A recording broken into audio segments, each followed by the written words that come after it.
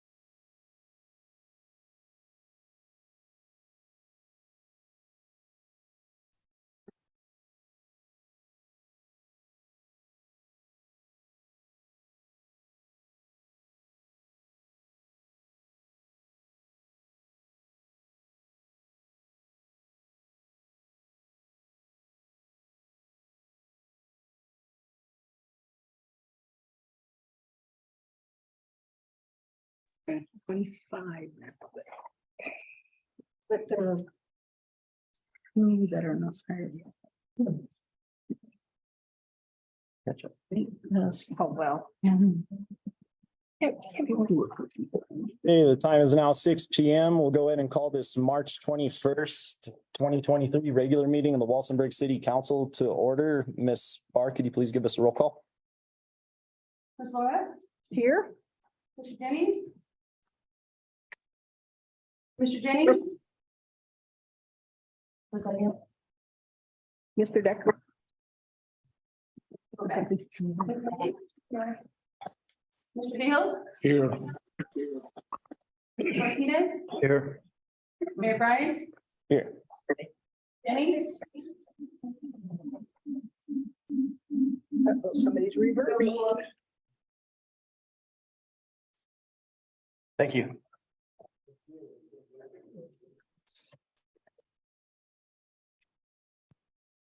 We pledge allegiance to the flag of the United States of America and to the republic for which it stands, one nation, under God, indivisible, with liberty and justice for all. Okay, moving on to approval of this agenda. Do we have a motion for this item? I'd like to make a motion that we accept the agenda, but I would like to see if we could add an evaluation to the agenda for Ms. Davis.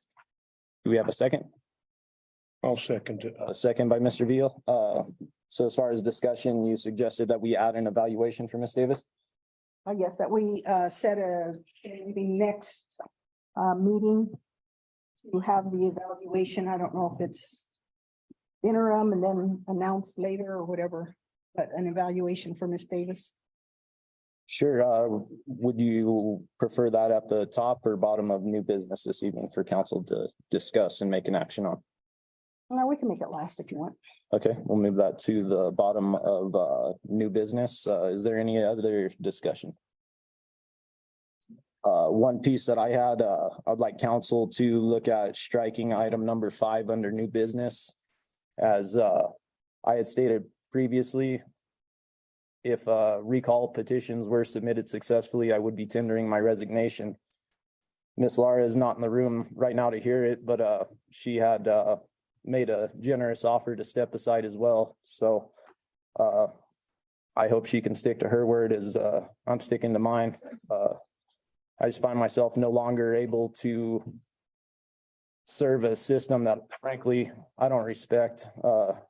There's been plenty of talk of what I perceive as corruption, and I think it's open. The folks that have eyes to see in this town know it. There's plenty that choose to ignore it because it's easier to get along, but I'll be speaking further to this in a public statement, but this evening, I will leave it to the board. Wish you all the best of luck this evening and moving forward. Hopefully something productive can come from you all. Have a good evening. Miss Laura, as I said, when you were outside of the room, please feel free to go through with your offer.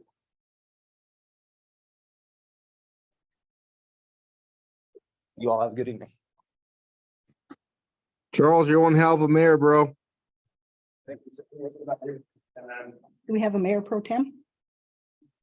Is Rick on? Mr. Jennings. Mr. Jennings. He's on. So we have to appoint a mayor pro tem now? I mean, for today? We're supposed to be here. We have 4. That's a quorum, right? You do have a quorum. Correct me. Is Mr. Jennings mayor pro tem? Yep. Yes. Yes. Is he not in attendance? No, I've asked him to answer in the waiting room or in the room at all. Does anybody know if he's attending tonight? He had indicated he's been sick and might not be available, but he'd indicated he was going to try to Zoom in. Okay, well, in his absence, I would recommend that you appoint a mayor pro tem throughout this meeting. There's a RJ on there. Can we mute who's ever on, please? Do we need to, first of all, accept Mayor Bryant's resignation? Yeah, I guess I'd go ahead and do that first. Before we start the meeting. Well, I guess we did start the meeting, but Do we need to put it on the agenda and approve the agenda and then do that? Yeah, sure, let's do that. Let's go back and do that. So Carmen, do you want to amend your motion to approve the, adding that as the first item on new business? yes, I will amend my motion to also include Mayor Bryant's resignation under new business, first item. We have a second? I'll second it. Can we get a roll call, Stephanie? Any further discussion? Did he give a letter or anything? Or just make a statement? I'm sorry, I missed it. I went to go get a packet. He just made a statement. Please call for the vote. Ms. Mays, Yes. Mr. Beal, Yes. Mr. Martinez, Yes.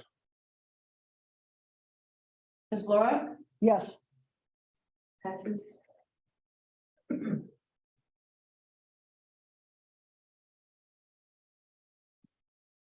so Four passes, right?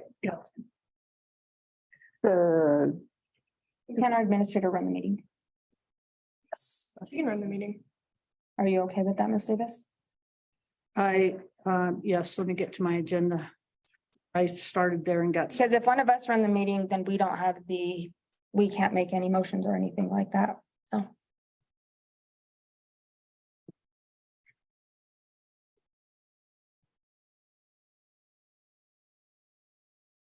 Move over consent agenda. Okay, we do have the approval of tonight's agenda. Under D, we have consent agenda approval. A consent agenda allows expedited approval of routine items that do not require city council discussion. A council member wishing to discuss a specific consent agenda item may make that request prior to approval of the consent agenda. The mayor will then move that item to the regular agenda where it may be discussed. No consent agenda tonight. Council minutes approval. I would entertain a motion for the approval of the March 7th, 2023 City Council regular meeting minutes. I would like to make a motion that we approve the minutes for March 7th. Second. Been moved and seconded. Is there any discussion? No discussion. Ms. Barr, would you call for the vote, please? Mr. Martinez, Yes. Mr. Beal, Yes. Ms. Mays, Yes. Ms. Laura, Yes, Motion passes. Moving to administrative reports. Ms. Vera, do you have anything that you'd like to add to the staff reports this evening?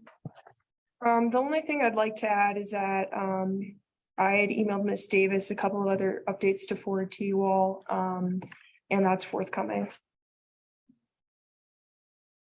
is that in regards to the executive session we had last time? Yeah, it's a follow-up on that.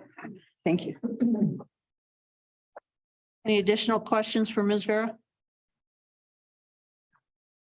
Moving to the administrative report, the only thing that I'd like to add to the administrative report, I handed out this evening to you notification that was received today from the Department of Local Affairs that we are in receipt of our funds for a law enforcement feasibility study. As you know, that was in the works for the last couple of months. DOLA has approved our $25,000 request. The intent is to pair that with an additional $25,000 to then be able to go out by RFP to obtain someone to develop a feasibility study on the opportunity to develop our own police department, inclusive of budgets and guidelines and those sorts of things. The other thing that I'd like to add, I met with Loves this evening. or this morning, sorry, it's been a long day already. Met with Loves this morning. They are intending to mobilize beginning next week.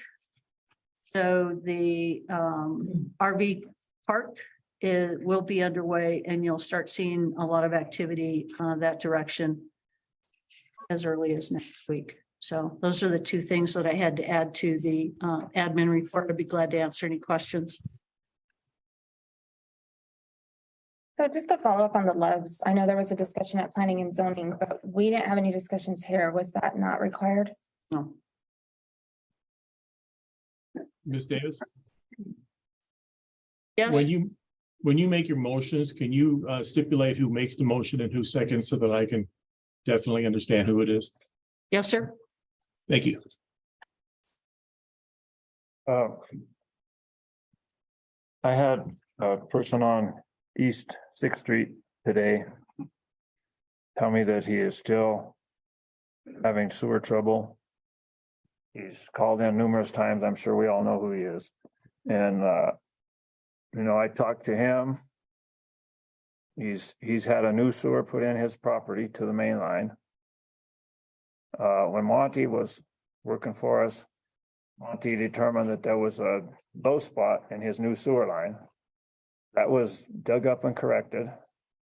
He said he had no trouble until recently, a couple months ago, something like that, when upstream neighbor moved out and dumped a bunch of wipes in the sewer. He's still having trouble. I talked to our local sewer man and asked him if he's been down there, and he said he has been down there, and that main line through there is a problem. He said he gets numerous calls from people around that main line. So, I'm just trying to see if we're doing anything about that, because the guy tells me that he's got no flow at all. He's backed up, and, it's, Yeah, to that end, we've been up there repeatedly also as well with our rotter. yeah. And continue to clear that line. We have probably 3 lines that I can name that we are up at least once a week. I'm sure that's one of them. And that is certainly one of them on Sixth. We have a couple of others in the northwest segment of town as well. So, we're doing the best we can, but we continue to clear lines, and unless we can identify an opportunity in the funds to start replacing additional lines. There's several one in particular that you're looking at this evening. And we have 2 more that have been on the books. So we bought sewer pipe for not that one, but one in the area Yes, a year ago. And yes, that needs to be put in too. yes. And well, I appreciate if you guys would try and do something there. I mean, I know what you can do, but he's all clogged up now. He says he's, boiling water to take a shower with or to wash with or whatever, because he can't run his shower. It just won't go nowhere, so. No. There you go. That's Okay. my spiel for it. I think we need more water and sewer people. We've got 3 with the meter reader. That's not enough to do all we have to do. And it's very costly to keep contracting it out. Well, so as far as replacement lines, we don't have a lot of options in regards to that. I don't disagree with you that we could use some additional help, but sometimes you don't necessarily have the appropriate people submitting applications that will make a viable candidate. So we continue to work on that, but For advertising, we haven't as of late, but it has been open and it's been posted to the website, continues to be posted. Are we at least interviewing anybody that's submitting an application? If we deem them to be a candidate that warrants an interview, yes.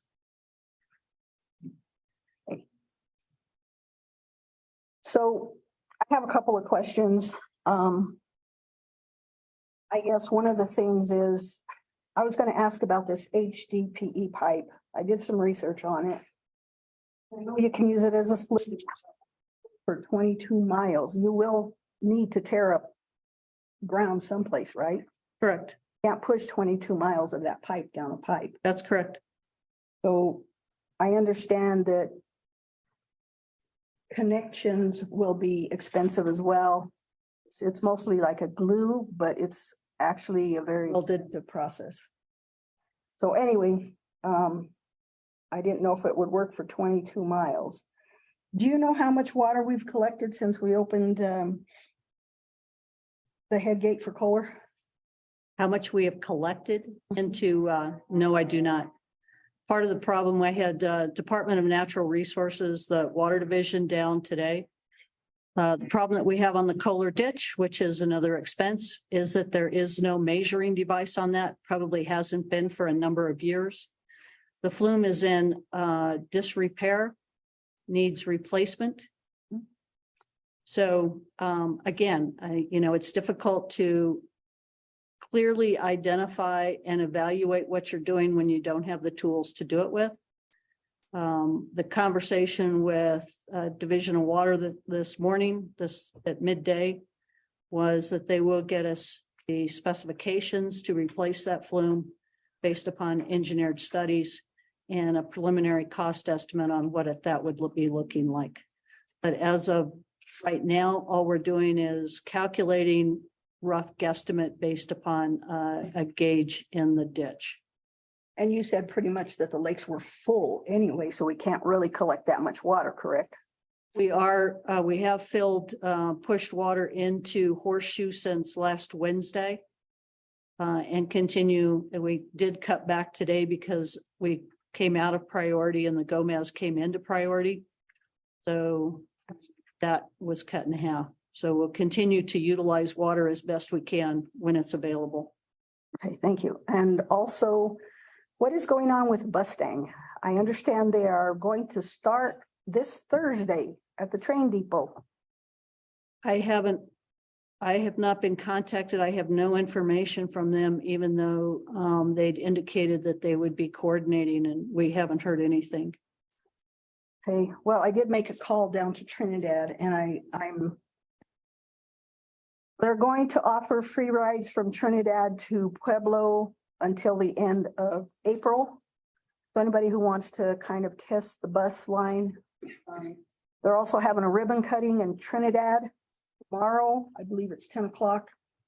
It's at the Sexy Pizza place. So if anyone wants to go down there, but they will be opening, they will not be here. They will have pamphlets and information down in Trinidad for anyone who's interested. And I'm assuming that they will eventually get some information to us.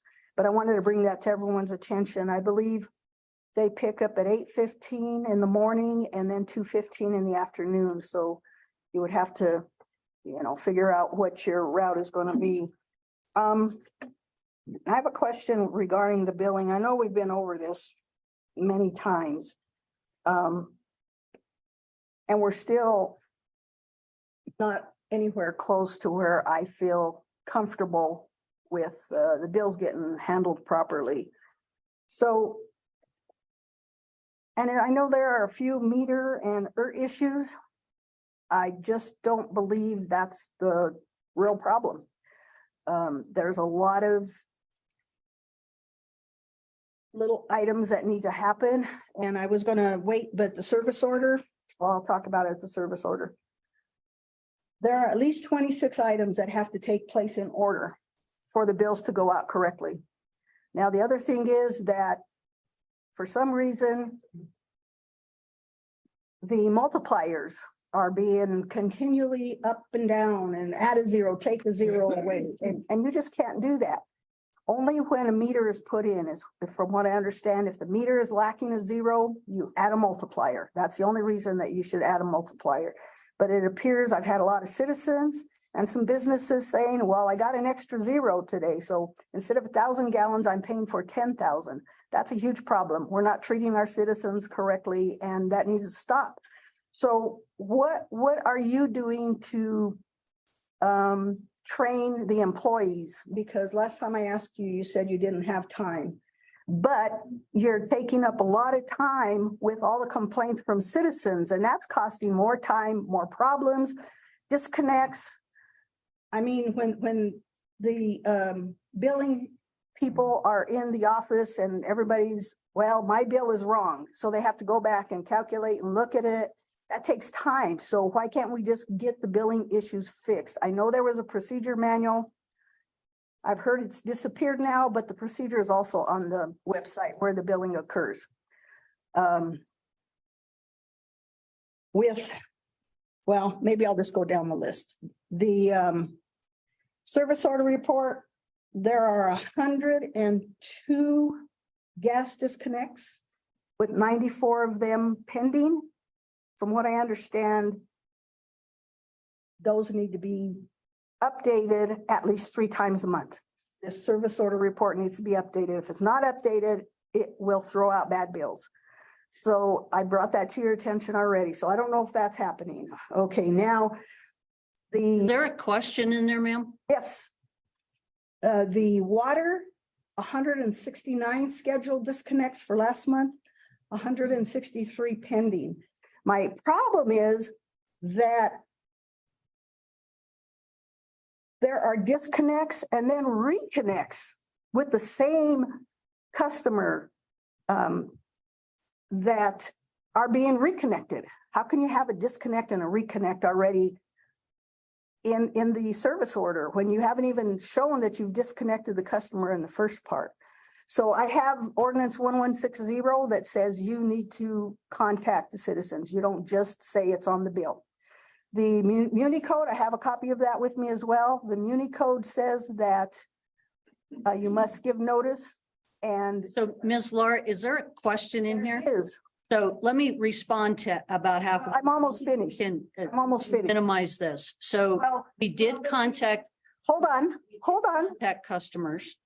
Well, no, This service it order, has to be in mail or in, we called and we door knocked 24 hours ahead of time, and we did contact customers, more than 24 hours that you have to give them notice. not with gas. Yes, it is. Ordinance 1160 plainly says that they're, and I'm not going to read it all because we'll be here forever. But the ordinance, the Muni Code that is on the website, if that's what you are using, that Muni Code has not been updated, looks like for decades. So the Muni. Ma'am, that particular piece, the municipal code that we have to work with is the responsibility of this city council. And we have made ordinances which aren't being updated in the system, in the website. So just as a matter of efficiency, I have written a memo that will be forwarded to city council about this issue. And that discusses the Muni Code and how up to date it is and discusses how it interplays with the PUC regulations. okay, but we do have several ordinances that aren't even listed on that Muni Code. So that Muni Code is not updated to current ordinances that have been passed. So that, yeah, and that might be an issue with the Muni Code servicer then if they're not getting forwarded to be updated. Well, and I don't know who's responsible here for updating that. So I don't know, So it wouldn't be anybody here. It would go to the Muni Code servicer and they're in charge of updating it. but we need to double check on that. So what are you doing as far as training? You know, are they going to Casal, watching the videos? Are they going through the procedure handbook, following the procedure handbook? The computer that shows what the actual procedure is? Why are we still getting so many bad bills? We continue to work on the process, both from everything from the meter reads through the billing process.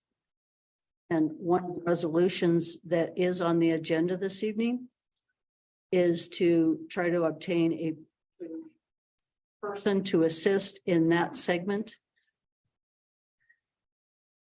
Well, it's been well over a year and I can't believe we're still having the same issues. That is a And- huge And problem. we have talked about this before, but the issues are going to continue. Because as a perfect example, we have 7 different meter styles and types in our system currently. So whether we want to identify meters and the ERTs as being part of the issue, they are a factor in the process, and there is substantial concerns with their consistency and their inaccuracy. So And I understand that. identify things and try to work through them as best we can, and we'll continue in that vein as best we can. Okay, but we need some kind of deadline to get this fixed because there's too many customers complaining. They get their meter, they get their ERT changed, and they still have billing issues. And they're paying more for water. So anyway, that's that part of it. Just for clarification, what makes a disconnect or a reconnect pending? I mean, why are there so many pending disconnects and reconnects? So I think part of the issue here is you're looking at a snapshot in time. Okay, So if this is printed on the 16th and the work orders have gone out for a disconnect, and the individuals, whether it's whether it's the gas department or the water department, haven't been able to respond until the next day, or the work order has returned but hasn't been input into the system until the next day, what you're seeing is a snapshot in time. right, but it just seems, I mean, if there's, 100+ pending disconnects or pending reconnects, and, we've just had a discussion that we're short-staffed, I mean, it just seems like it seems like there should be some better efficiencies, I guess. When, if this is the report they're working off, whether it's one day, one snapshot in time, if this is the report I've got today, are all of these pending disconnects, reconnects supposed to be addressed? I mean, and are these disconnects, reconnects because of billing issues, or is there other reasons why they're being disconnected? And the majority of them are dated 3/7, and this report was pulled on March 15th. So there could be a little bit, but So there's hundreds. most of the disconnects are for failure to pay. Have they been disconnected though? How many have been disconnected? It's the middle of winter. Well, it's turning spring now, but how many people are without water and gas? Currently, I couldn't give you an absolute number on that as of today, but I will tell you that we held up disconnects until we could reach a period according to code that would not have a period where it froze overnight, would not have a period where it dipped below 32 degrees. So the timing on that is, chances are the disconnect notices were printed and we held them pending an appropriate weather forecast. Okay. Are there any other further questions in regards to the administrative report? Okay, we'll move to any questions on, we talked about gloves under the building permit. It'll appear on the 2023 schedule. Animal control. I'd like to point out that we're working on some new reporting that will be reflective of what's actually in the kennels, so that it will be more representative to the council on what that looks like. Mr. Moore, would you like to proceed with the court docket? I mean, with city accountant, sorry. So I just have one quick question. So you kind of skipped over or past building inspector, code enforcement, and you have Leonard Mondragon on here. My understanding is that he no longer works for the city of Walsenburg. That's affirmative. The report reflects the information that he was last provided, And when was his last day with the city of Walsenburg? last Monday. Thank you. I do not have anything to add to the accountant's report unless the council may have a question. Perhaps use the 30-minute work session to hold before the city council to perhaps hold the financial workshop. Wanted to toss that back to you in case anyone was interested. Council was due. Then it was decided that nobody wanted that work session. I voted against it because I wanted it. Nobody else wanted it. So that's why we have the 4th Tuesday of the month for our financial session and et cetera. Is there a reason why you're suggesting to do work session style versus the meeting that we kind of? It would save me a substantial amount of time. I'm still working a large number of hours to pull projects for the city together. And I'm already here at that time and of course you're already here at that time. And I think if we're even did it twice a month at that 30-minute session, we could cover a lot of topics and be able to cover the discussion of what you may want to talk about. Would you be open to, after a second meeting, if we felt we needed additional work session, still be open to holding that meeting? Yes, So that we leave that meeting open as a potential that we still, if we choose to do that. absolutely. So I mean, I'm willing to do that. Can we do that right now? I'll make a motion that we go back to doing work sessions, that they're financial work sessions before the first and third meeting, leaving the potential for that fourth meeting if it's necessary. I'll second. Okay. Motion was made by Ms. Mays to return to work sessions prior to regular meetings, seconded by Mr. Vigil. Is there any further discussion? And leaving that potential for that meeting still to be held. Yes. Hearing none, Ms. Barr, would you like to call for the vote? Ms. Laura, Yes. Ms. Mays, Yes. Mr. Beal, Yes. Mr. Martinez. Yes. That's it. Any further questions or comments to Mr. Moore? I do, sorry. But I looked at the report for the revenues with comparison to budget and expenditures. It took me half an hour to get the pages in order because they were so mixed up. So I don't know if are you printing them at different times? I don't understand why it doesn't just print out an entire report because there's different dates on them and everything. So I don't understand that. They're all, I do generate each fund separately mostly, but they're all generated at the same time. So they do appear, I see Fund 1 on a Fund 2. Anyway, It doesn't appear to be out of order at all. yeah, they were. Anyway, May have been how they were Well, reproduced. except I print these into a PDF, so it's the PDF is complete. However, because the funds are separately printed, if you're going by the page numbers, the page number would only be relevant to that fund. there aren't page numbers. I see page numbers on Fund 3. Well, some of them are 1 to 4, 1 to 11, but that's irrelevant. Yeah, so it, And so anyway, my question is, with all of, and I know you said you had no revenues yet, you haven't updated this for February.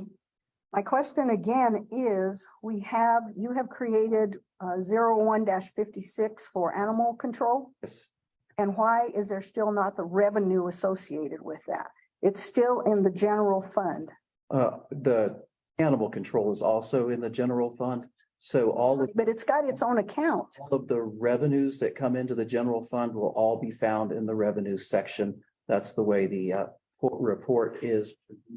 And all of those revenues will always be found there. Well, that's not correct, but, okay, so I guess my next question is, and I'm sorry, I don't mean to keep you long, but tonight's kind of a bad day. Again, you're over budget already with the group medical insurance, other employee benefits, IT services, other contract services, to the point where it starts out 26%, 31%, it goes all the way up to 70%. We're only in March. How could we already be at 70% of the budget on some of these accounts?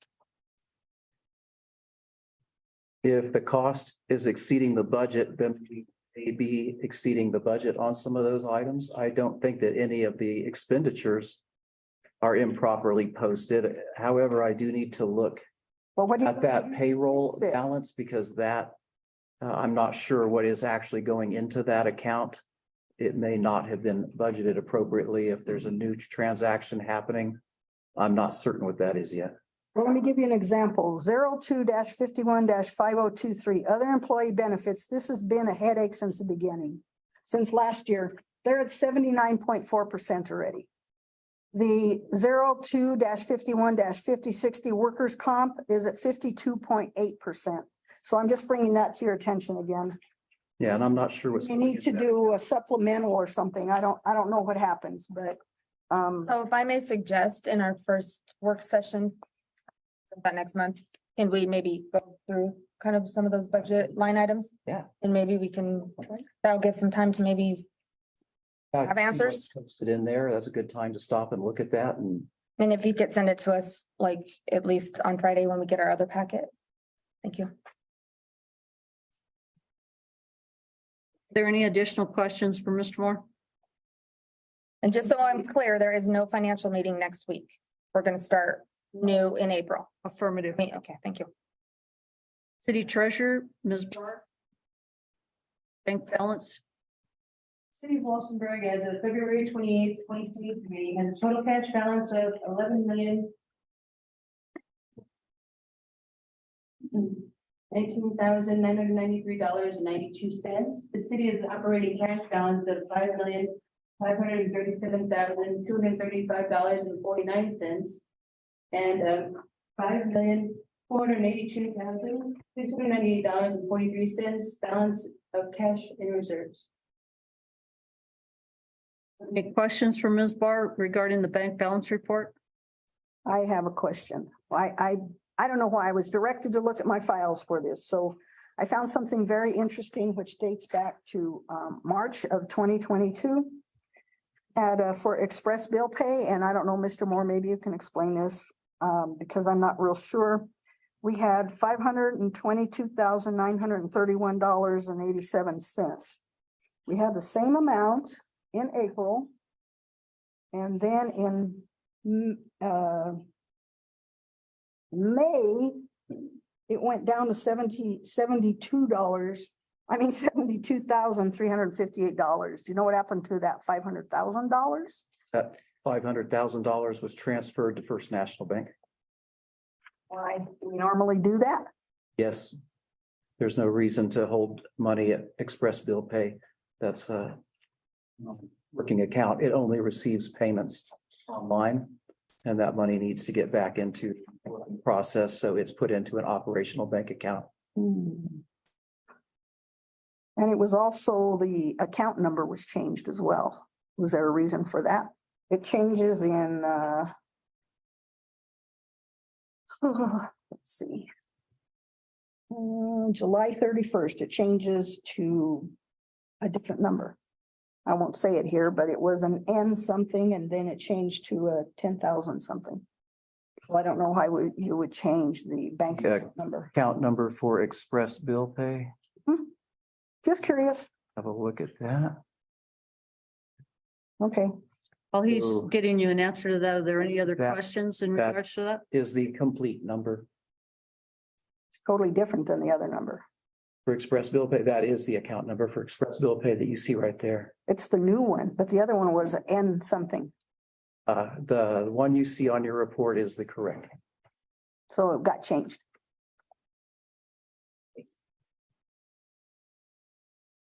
If there are no further questions in regards to the bank balance report, we'll move to citizens' comments. Just like to remind online as well as in the room that you are limited to 3 minutes. I'd ask that those of you online mute until such time as you're recognized. Comments on resolutions or ordinances before the city council should be made when that agenda item occurs. We'll begin with those in the room. Ms. Barr. Tom McDonald? You want to speak about food and shelter? Yeah, pretty much everything. It's all centers around money. I was up here last week. This is pathetic. What a zoo, not even a circus, worse, stinks. Stunk 6 years ago when I first came here, all the money, lack of corruption problems. Now we have damn near heart attack dying. He told me 4 years ago, he had to go see a shrink because of all the crap around here. Man who really loves this town, generations deep, I imagine at least a couple. And Miss Lara, don't know you, but it sounded like an agreement was you were supposed to walk behind Mr. Bryant, but Don't worry about it. hey, you know what? I'm a citizen, so I can worry about it. And I have a ridiculous 3-minute constrained restriction on talking. And gentlemen at the county can sit there and go on for 10, 15 minutes about a $10 bill. And we're limited to $3. Anyway, I'm here about the same thing I was here last week. I have cards back there if anybody wants to take a look. I've been spending the past 4 years. I disappeared from this place. Nobody saw me come back. Al was probably wondering where the heck I went. I stayed up in my house looking over this town for 4 years, working on math and logic to solve the money issue. I solved the money issue. It's not the solution, it's a solution. It's math and it's logic. Question for the lawyer is, I understand the state constitution goes at least to the county that speculation of public funds is not allowed unless the constitution gets changed. So my idea about applying this to public funds is, stops there. Does the city have any leeway with that, or is the city bound by that same state constitution? I don't understand your question, Frank. So the question is, can funds be used even if the public wants it? Because governments can go into business of some sort. They can generate you get services, the county's in business over there, the little, even though it's nonprofit. And what I'm talking about is 100% nonprofit. There's no reason why anything needs to be profit. I don't need all this damn money. I just learned how to mine it, just like the way that the coal was mined out of those holes in the ground. Now my 3 minutes are probably almost up. The website needs a lot of work. Unfortunately, my email is the only thing that works. I will have real, challengeable, auditable, provable numbers. And I'm looking for a way that if the public wants it, because we all want an answer, to plug up all these holes of money. And we know why. We know that small towns with a lack of money are the most corrupt towns because everybody, I mean, we hear it all the time. If there's enough money to go around, nobody needs to be trying to knife it off here and there. Well, there's a way here that there's plenty of money to go around. And the main concern here is food, but we hear about shelter, but food, we have serious concern. Everything east of Mississippi by summertime is going to be questionable. Right now it's questionable. Everything from those 6 tankers that were blown up or whatever it was, everything east of the Mississippi goes a river.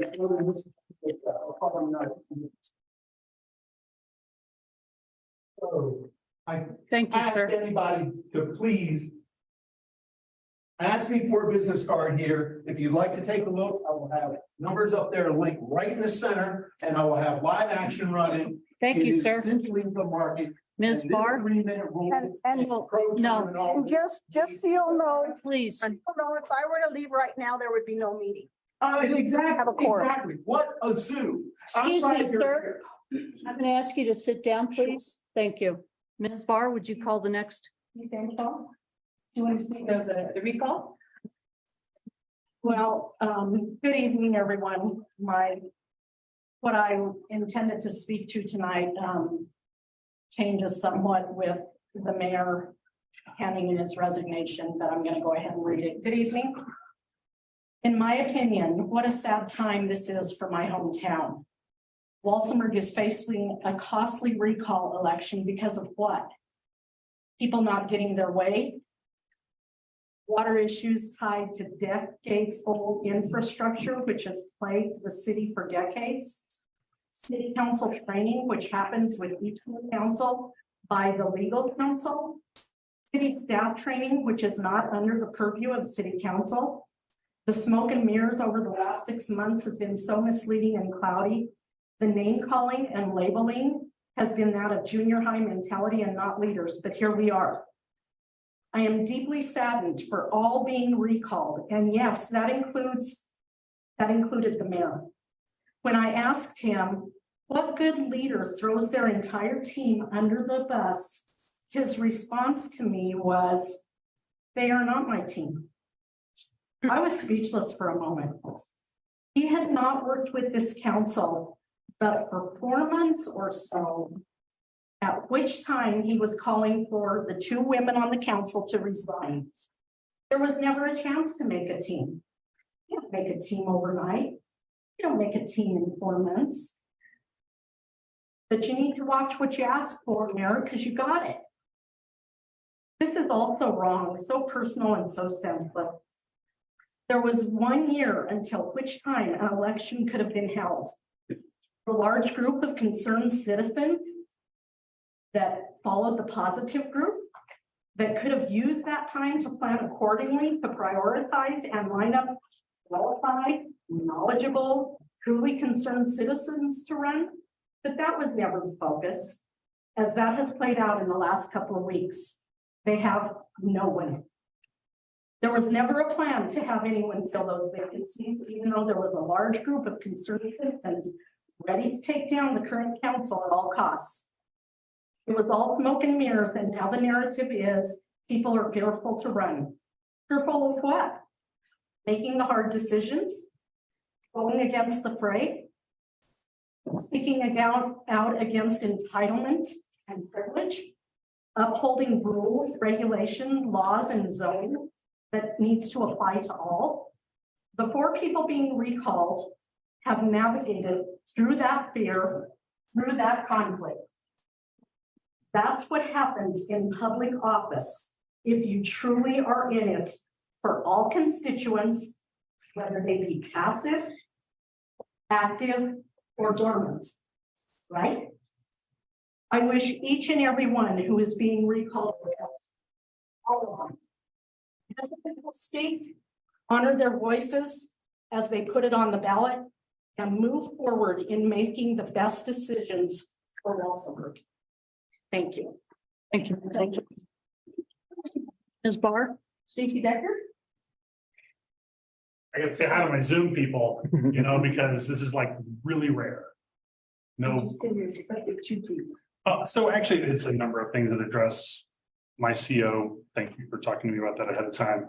I'm curious about Loves, et cetera, and things like there's like multiple items. So first off, does Loves fall within our tax bracket so that our tax areas that will receive taxes for? They reside within the city limits. Okay, because I noticed, I looked on the map in that area, gray area, as far as the sections that they own on the upper fin on that. It has to be updated. Okay. I don't think the maps are correct. I don't think that map's correct. The flood control dam overflow ditches. I know we're getting color ditches and those other ditches cleaned out. Are they going to be included in regular maintenance? So that No, they can sir. Clean up as well? Okay. They're on a design plan. Is it okay if citizens take trash out of those areas? Oh, absolutely. Okay, just curious because it's kind of an interesting thing. It's like I don't want to get in trouble if anything happens to Spears Trail. The lake level report. Is it possible to have either a capacity limit on there or a percentage of capacity on the report sit on the report itself? It's math, in my opinion, whether it's 19 acre feet or 190 acre feet. I don't know if that's full or not when I see that. That's my only point. I have asked that question about 50 times. So on the approvals list tonight, sort of lengthy. I don't know if anybody's noticed, but there's at least 10, if not 12 on there. I would like to see in the future that if we can move those up into the automated section, because many of those, advisable pieces coming from the administration, good advice on some of those elements. Some of them are perfunctory. Where there's money involved, yes, we should have a discussion if possible. However, a lot of them, quite honestly, at least 4 at the minimum 5 that I saw could have been just moved straight up. So those are my comments for today. Thank you very much. Oh, and my street address is good now. Yes, I saw that. Yeah, so you can actually mail me directly. And I did. All right, that was all. Bye, guys. Thank you, Mr. Decker. Ms. Barr, next. Like everyone? We have election questions.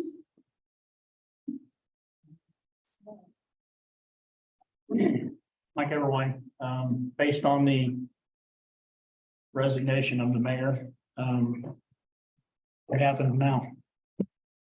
And maybe you're not an election attorney, understand that. Does the recall move forward with that position? No, Or sir. does that become an Appointed. appointed position? That's my question. Don't we decide how we did with Mr. Daniel's position, whether it's going to election or whether we're gonna appoint it? I would recommend that we have this discussion at the appropriate time at the end of the meeting, and we can work through a process that would be appropriate. Spark? Does anyone else in-house want to have comments? Anyone else in-house? Blair Stutzman on Zoom. Hi, good evening, everyone. My name is Blair Stutzman. Again, I live in Maryland. I don't live in Walsenburg. I've been in Walsenburg 7 years or so with a business. I do come there quite a bit. These problems didn't start yesterday. Like the young lady said, this has been decades going on. Again, we went over this and went over this. So that's one thing there. You can't go clean out 3 people's sewers every week. You know how costly that is? I've done this for a long time. That's what I used to do. Somehow you got to fix one of them and then get the second one fixed and then get the third one fixed. Not do this every week. That's just a waste of money. So the website hasn't never been updated. God bless Wanda. When she passed, she was still on the website for over a year as being the clerk. Everybody that resigns or leaves, they're still on the website. So that's been happening for a long time. I wish maybe the resignations could have happened sooner. You got 2 groups there. I'm an outsider looking in. I don't live there again.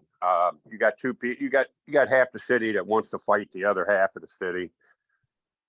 It's very difficult to try to get businesses going there and help you people when you can't get your personality set aside to run the city. The next thing, I've been told for a couple of years here, you have 250 acre feet that you can save that you're not saving in water for whatever reason. So I've been working in water for 4 to 6 months out there trying to learn this. And I don't think any of you understand the water. From what I've been told and what I understand, I don't know where I talked to Mr. Bergot when he was the water commissioner. You seem to have water. You're just not capturing it, which hopefully last year taught you a lesson and you are more into it. But like Miss Davis spoke of, you don't have the metering devices. So you're asking her questions and she can't give you answers to. So you need to spend the money, and I know you don't have money. So here we go again. But these things need to be fixed. You need to get a list and a plan together and fix these things. One more thing real quick is your comprehensive plan. It would be nice to work on that. And you have all these problems, right? So let's not try to blame, thank you, Jim Moore and Miss Davis, what you've done for me. They're trying, guys. Okay. You all are trying. You just have to kind of get it to go in second gear, it seems. So you got a long way to go. And again, you if you're trying to fire someone, you better think again and look at your past, because you've already went through a bunch of administrators and financial people and building people and council members and mayors and. Thank you, Mr. Stutzman. Okay, I'll leave it at that. You guys have a good evening. Thank you for what you do. Thank you. Ms. Barr? There's an Erin on Zoom. She doesn't have a letter. Could you state your last name, Erin, please, and the subject that you want to speak about?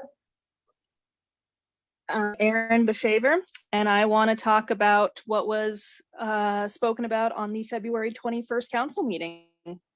Thank you. Councilmember Laura said she would resign, and Mayor Bryant resigned at the beginning of the meeting.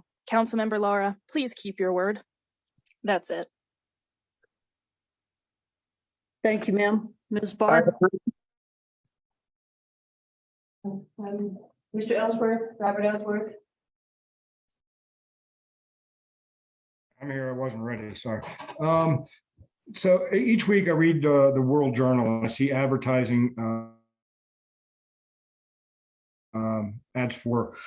Got a cat who's bothering me. for positions in the city. My question is, where else does the city advertise for these positions other than the World Journal? I mean, other than a website, your personal city website, other than that. And what I'm getting at is we need a bigger reach, I believe. So where do we advertise?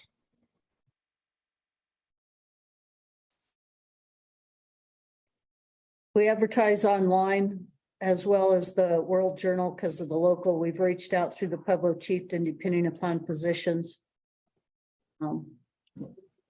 We've gone through Colorado Municipal League. We've gone through Colorado Rural Water Association. So we use multiple professional entities as well. I appreciate the answer. Thank you. Thank you. Ms. Barr? Aubrey Likens. I apologize if I said that wrong. Nope, you said it right. I just want to talk about also that February 21st meeting in which Carmen Lara said that she would resign if the mayor did. Just wondering if she intended to do that still. Thank you, Ms. Likens. Okay. Thanks, Carmen. You're welcome. Ms. Barr? There's no one else on Zoom. Do you want to speak too? I can't get my hand up. What? Cynthia Cresswell, she didn't have her hand up, but she wants to speak. Ms. Cresswell? Yeah, for whatever reason, the hand up won't work. I just wanted to address both the ladies that mentioned the February 21st meeting and Miss Laura stating that she would step down. She also gave an explanation as to why she has not stepped out at this particular time for the meeting. And she stated that that would leave them with not enough people to continue the meeting. So I just wanted to clarify that since a couple of you weren't on when she made that statement. Thank you, Ms. Cresswell. Thank you. Ms. Fox? Fox. Your name and please.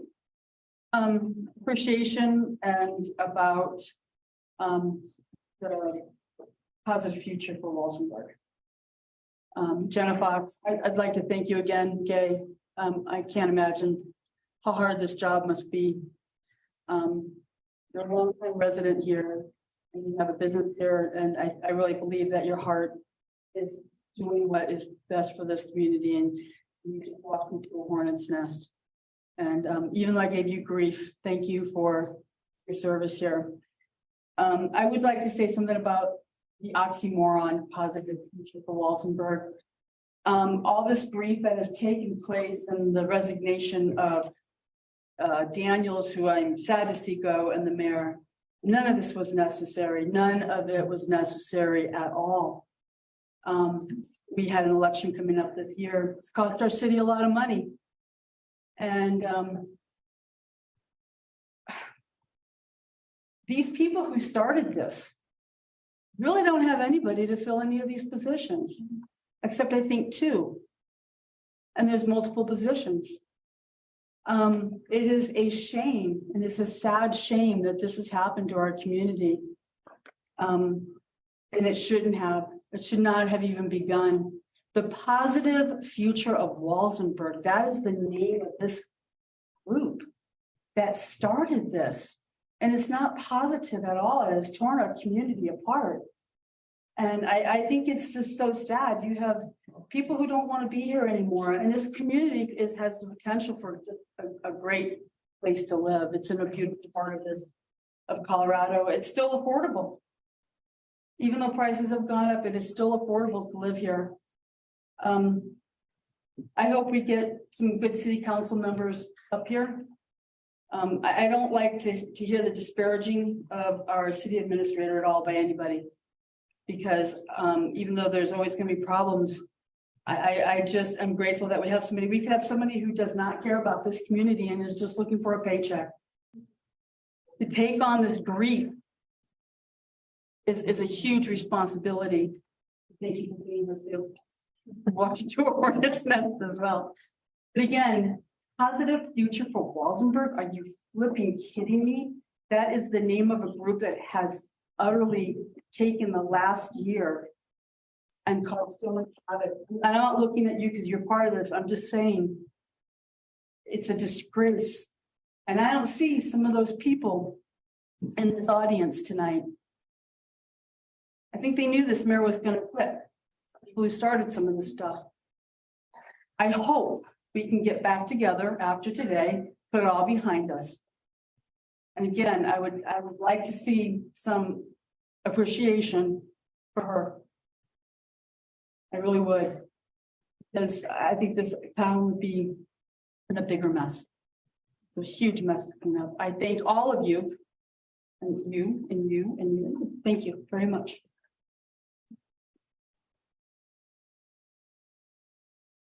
Any additional citizens' comments at this time?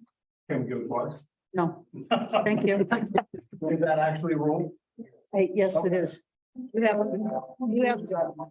You do have 3 minutes and you've had yours. Thank you, sir. Under presentations, there are no presentations tonight.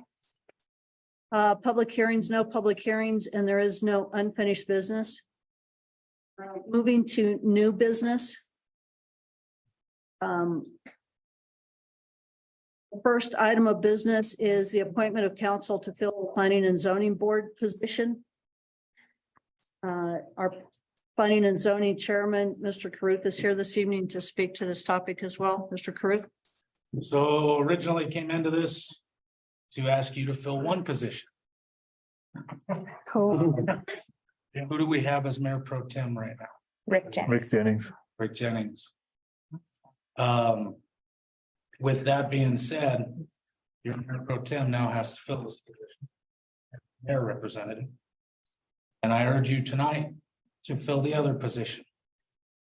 Reason being, with now that vacancy, we are trying to work on our comprehensive plan. We're trying to work on our 3 mile plan.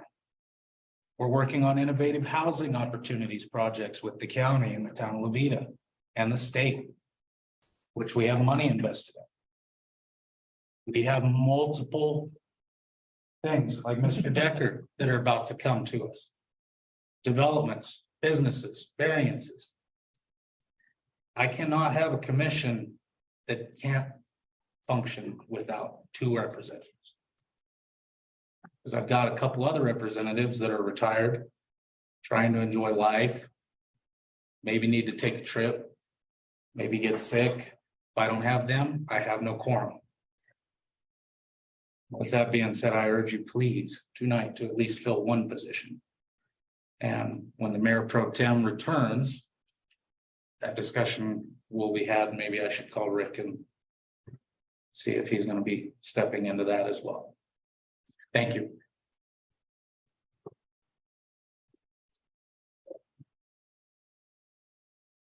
As council knows, Mr. Daniel served both on the planning and zoning as the council representative.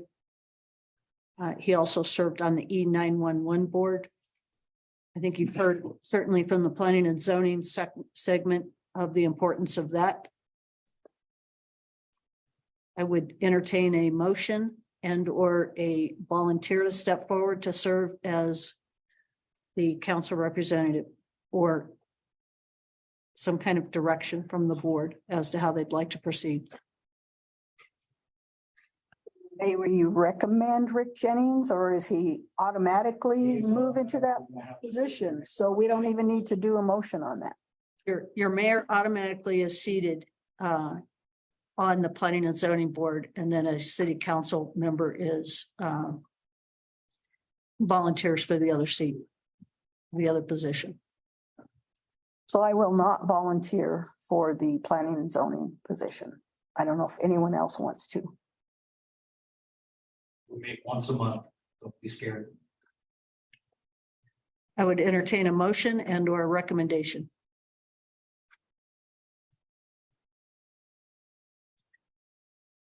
Well, I would make a recommendation that Mr. Martinez move to planning and zoning if he so chooses. And I agree with that just because at this point, he's the only one not on the recall. I agree too. I would hate to have to reset if that happens. I mean, this is just really caused, Huge. I guess I'll just say it since paper says I said it anyway. This is really a shit show. Because, you know, it's caused people to leave, it's caused boards to happen, and I don't want to step up for something that I'm gonna step up for a couple months and then maybe I'm not here. So, I mean, for me, I'm sorry, Mr. Martinez, if that's not something you want to do, but I think it only makes sense for you. Well, it's something I really don't want to do, but I will do it at least temporarily. That's fair. I really don't have the spare time, I appreciate it. but I will do it at least for a few months, maybe till the After the recall is election. over with, fair. and we can revisit it at that point. Appreciate that. Thank you. Do I hear that in the form of a motion, Ms. Laura? Sorry, I thought that was a motion. I nominate Mr. Martinez to fill the position for planning and zoning. And I'll second it. The motion on the floor by Ms. Laura to name Mr. Martinez as the P and Z representative for city council, seconded by Ms. Mays. Any further discussion? Hearing none, Ms. Barr, would you like to call for the vote? Ms. Laura, Yes. Ms. Mays, Yes. Mr. Beal, Yes.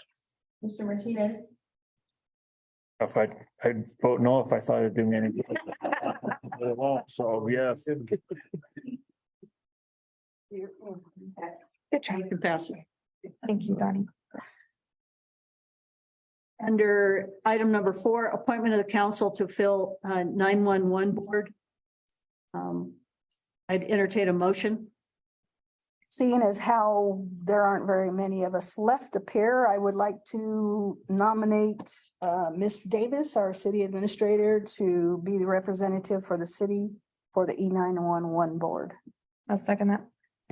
There's a motion on the floor by Ms. Laura to name Administrator Davis as city representative for the E911 board, seconded by Ms. Mays.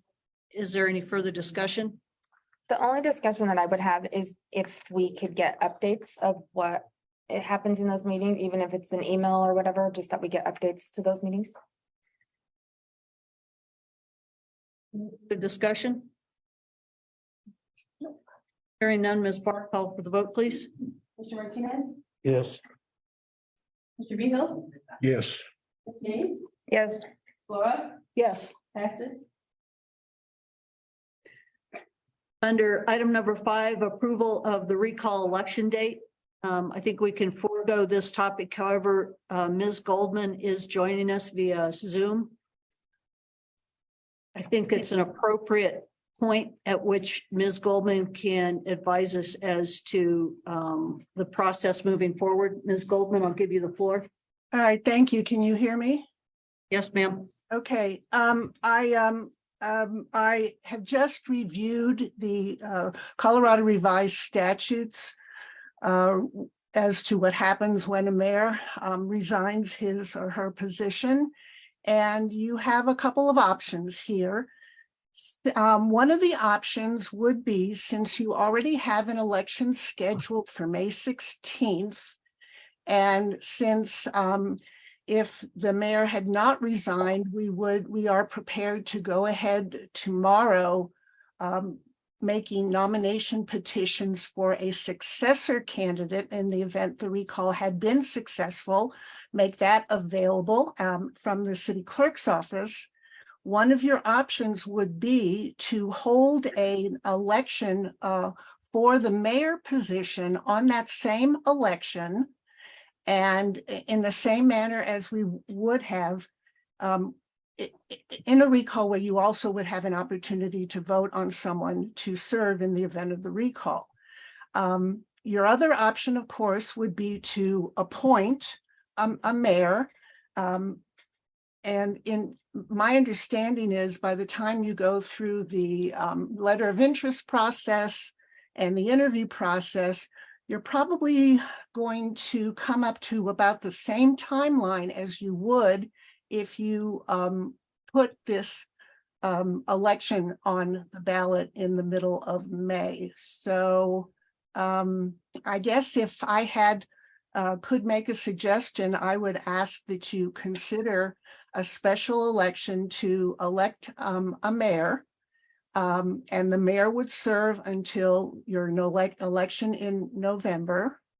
And in the meantime, somebody from within the city council would be appointed to act. Well, you have a mayor pro tem, so the mayor pro tem would assume the position of mayor, and you would still have a quorum.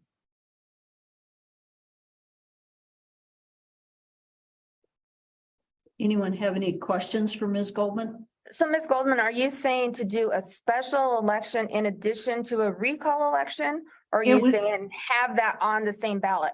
It would be on the same ballot, or in this case, ballots. Yes, that's what I'm saying. Mhm. Okay, but the mayor race would be a special election on that same ballot. Yes. Thank you. I just needed that for clarification. My other question about quorum is, at this point, we have 7 members, 2 have resigned. That leaves us 5. Is our quorum still 4 or is our quorum now 3? It's a good question. I mean, we have 2 resignations, so that leaves us with 5. So does that change our quorum? I think that's a question for your attorney. Yeah, she's looking. So, well, Ms. Vera is looking to come up with a solution for that question. Yeah, so it's a majority of the total number of council members holding office at the time of the meeting. Okay. So really, we're in the same situation as last meeting. Whether you want to send for the position of mayor to the special election, or whether you want to appoint somebody to fill that that remaining term until November, until the regular election. And the mayor does have a counting vote, as you know. So should we entertain a motion or discussion first? I would just make the motion as to the direction that the council would like to take in regards to filling the position of mayor. I would just make a motion that we take our consultant's advice and have a special election for mayor on that same ballot as the recall. On May 16th. However you want to say it, on May 16th. I agree.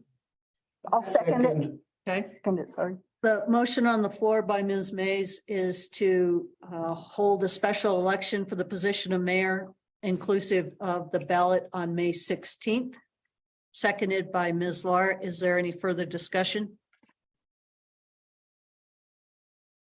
Hearing none, Ms. Lahr, call for the vote. Mr. Beal, Yes. Ms. Mays, Yes. Ms. Laura, Yes.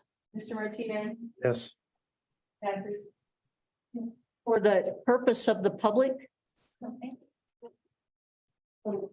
Purpose of the public, petitions will be available in Mr. Colander's office tomorrow morning. You have 20 days in which to gather 25 signatures. At which point, Mr. Colander will approve or deny those petitions, and your name would appear as mayor as a potential candidate for mayor on the May 16th ballot. Does that answer part of your question, Ms. Mays? No, so my concern is those calling for Miss Laura to resign for the February meeting. Does that put the city in peril? If another person were to resign, and now we have 3 council members and the mayor pro tem. It would still have. So I just asked that any public comment, I mean, we're past that period, so let's just wait to field any questions on this after the meeting. And we would really just have to do the same process of appointing amongst the council members for any vacancies or sending those positions to special election. Thank you. Just Okay. concerned. Item number 6, approval of marijuana renewal application for Zapataka Corporation. I'd entertain a motion. Motion to approve the renewal application. I'll second it. Motion is made by Mr. Martinez to approve the application by Zapatka Corporation. Sorry if I'm crucifying the name. Second by Ms. Laura. Is there any discussion?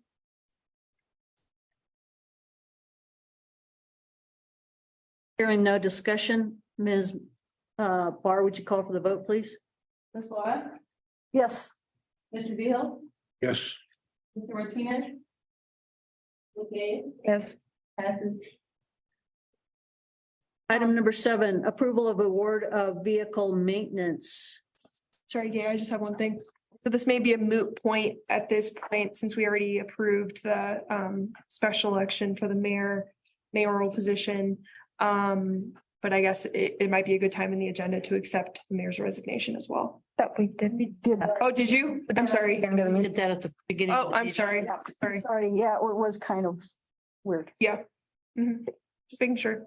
Thank you. At first before. we Yep. could Sense it made point sense. anybody to step into a Yeah, absolutely. run a meeting mode. So Yeah. I'm just covering myself. Nope, makes sense. Thank you. Under item number 7, approval of the award of vehicle. Entertain a motion.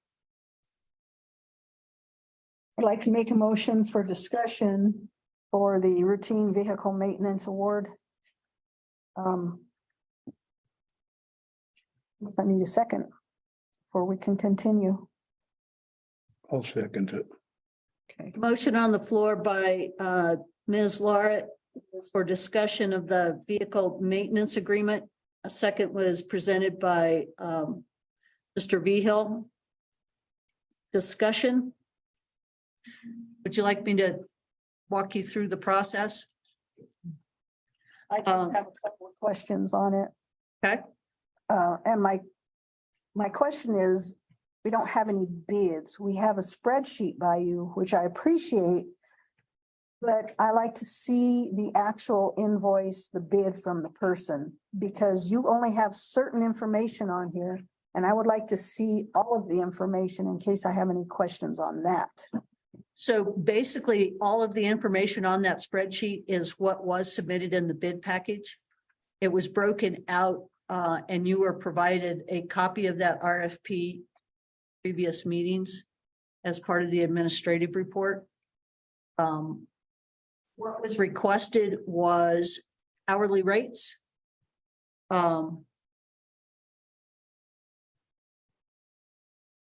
The type of rate book and all of that information, that's exactly what was submitted. So based upon a routine vehicle maintenance plan, they also identified, the basic operations, what that vehicle maintenance would entail, which is, your basic oil changes, loop jobs, that kind of thing. Right, and my question is, for this, I know who the people are, where their addresses are, but we also have more things to look at a different point. And I don't know where these people's addresses are. The agricultural ditch, I don't know where H&H is. I don't know where all of these, and that information is not on your spreadsheet. So that's a different topic altogether. Yes. We're under vehicle maintenance, ma'am. Right, but it's the same thing. You gave us a spreadsheet and not the actual invoice. I mean, we've always seen bids. We've always seen the actual bids, and We see them there have been several times up here where things have been caught in those bids, like timelines or deadlines or different things that we've been able to really just read the bid itself. I'm not sure where the process went from transferring it into a spreadsheet. Like, I can't read a bid, I can read a spreadsheet. I mean, I would like to. I was trying to simplify. I'm sorry, I didn't realize. That's not simplifying. Something that we're generally presented, so. I mean, I don't know. It just feels like we're not being transparent. Like, why not just submit the bid as it was submitted? I mean, that's what we've always seen. So I think I agree. It's kind of a shock to just see a spreadsheet and not see the actual physical bid. That's what I like to see, and I don't know. I mean, this one's kind of straightforward. but I like to see the bids. I think it's just a waste of time to put it into a spreadsheet. What is the council's preference at this juncture? How would you like to proceed? Do we postpone this until next meeting? So that we can actually get, I think we have to. I mean, I'm not comfortable not seeing the actual person's information and their figures and all of that. I'm just not comfortable doing that. I would like to see the bids in the future, but I have no problem proceeding On this one? for this evening. But I think others might. On this vehicle maintenance one, I mean, that's pretty straightforward. I don't know about the others, but Yeah, It's up to you all. You can make a motion to continue.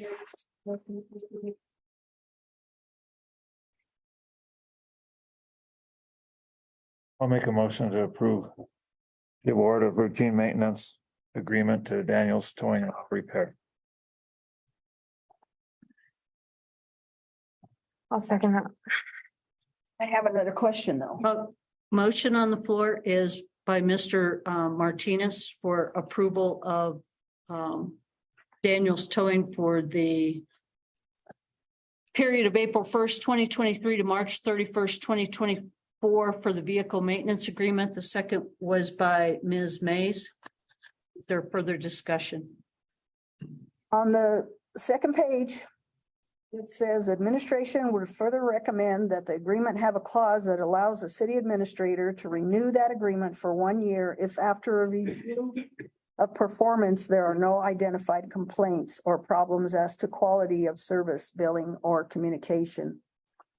I think that needs to be part of council, a council decision. I mean, It does. It's a recommendation. I'm open to suggestions. This is a lengthy process and a time-consuming process. And if there's an opportunity to extend the agreement without having to go through this again every 12 months, that was a recommendation I had for you. well, the recommendation could be that after a year, city council reviews it for an extension of. Yeah, so I would just ask for clarification on the motion. Is the motion to approve with this option to renew pending city administrator review? Or is it a motion to approve for the 1 year period? What's your motion, Pat? I think we would have saved a lot of time and money if we'd have just renewed their contract last time. So my motion would be to renew automatically if there's no problems with their service By and council or administration. doesn't really matter to me. Would we prefer council? I would prefer council. By council. Renew automatically in a year's time if there's no complaints by council. And I'll second it. Ms. Mays, Oh, sorry. I'll second it. But I seconded. the motion has been amended by Mr. Martinez to include the verbiage that Daniels Towing and Auto Repair received the routine vehicle maintenance agreement with an option to renew pending council. Yeah. Any further discussion? Hearing none, Ms. Barr? Ms. Mays, Yes. Ms. Laura, Yes. Mr. Beal, I guess, yes. Mr. Martinez, Yes. passes. Item number 8, approval award of agricultural ditch cleaning bid. I'd entertain a motion as to the board's pleasure, council's pleasure. I'd like to make a motion for discussion of the agricultural ditch cleaning award of bid.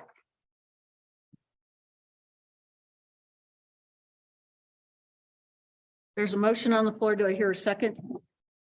Sure.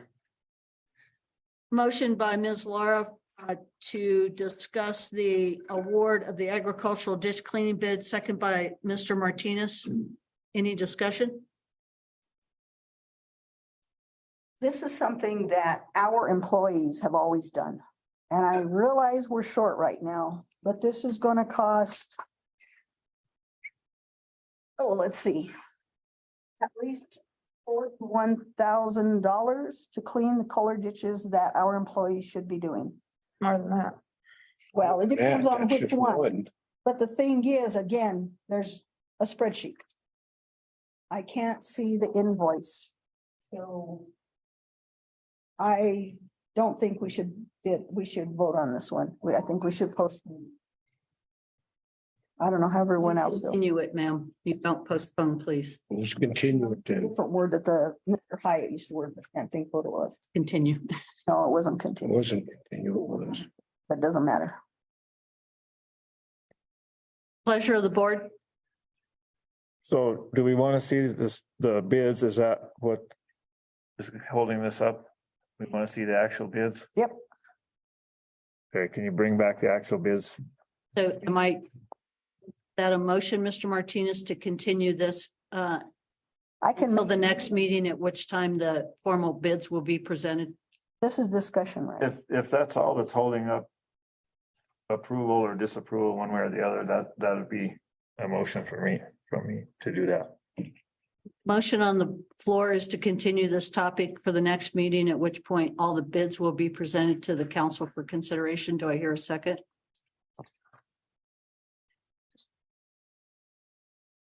I'll second it. I guess that's what we need, right? It's been moved and seconded. Is there any further discussion? The motion was by Mr. Martinez. Second was by Ms. Laura. Any further discussion? I just have a quick question. So are these numbers, are these bids for the same thing that came before us before? Like the same, is it the same job that was presented to us before that was like $170,000? Yes. The Kohler ditch is the same segment. The Gomez, however, was dated substantially.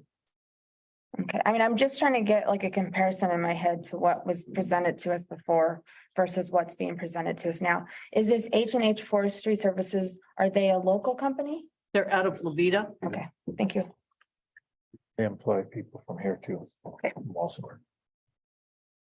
Further discussion? Nope. No further discussion. Call for the vote, Ms. Barr. Mr. Martinez? Yes. No Mr. brainer. Hill? Yes. Ms. Laura? Yes. Ms. Mays? Yes. Passes. Item number 9, approval of the part-time kennel position. I'd entertain a motion. Are they already working? No, sir. Yes, they are. Ma'am, they are not working. We have a volunteer serving in that capacity. We have not hired anyone. So is this to create a new position? Is that what we're approving? Yes, ma'am. And is this job going to be posted? Yes, ma'am. It's already been in the paper. We advertised it to see if we could get any interest in it before we brought it before council.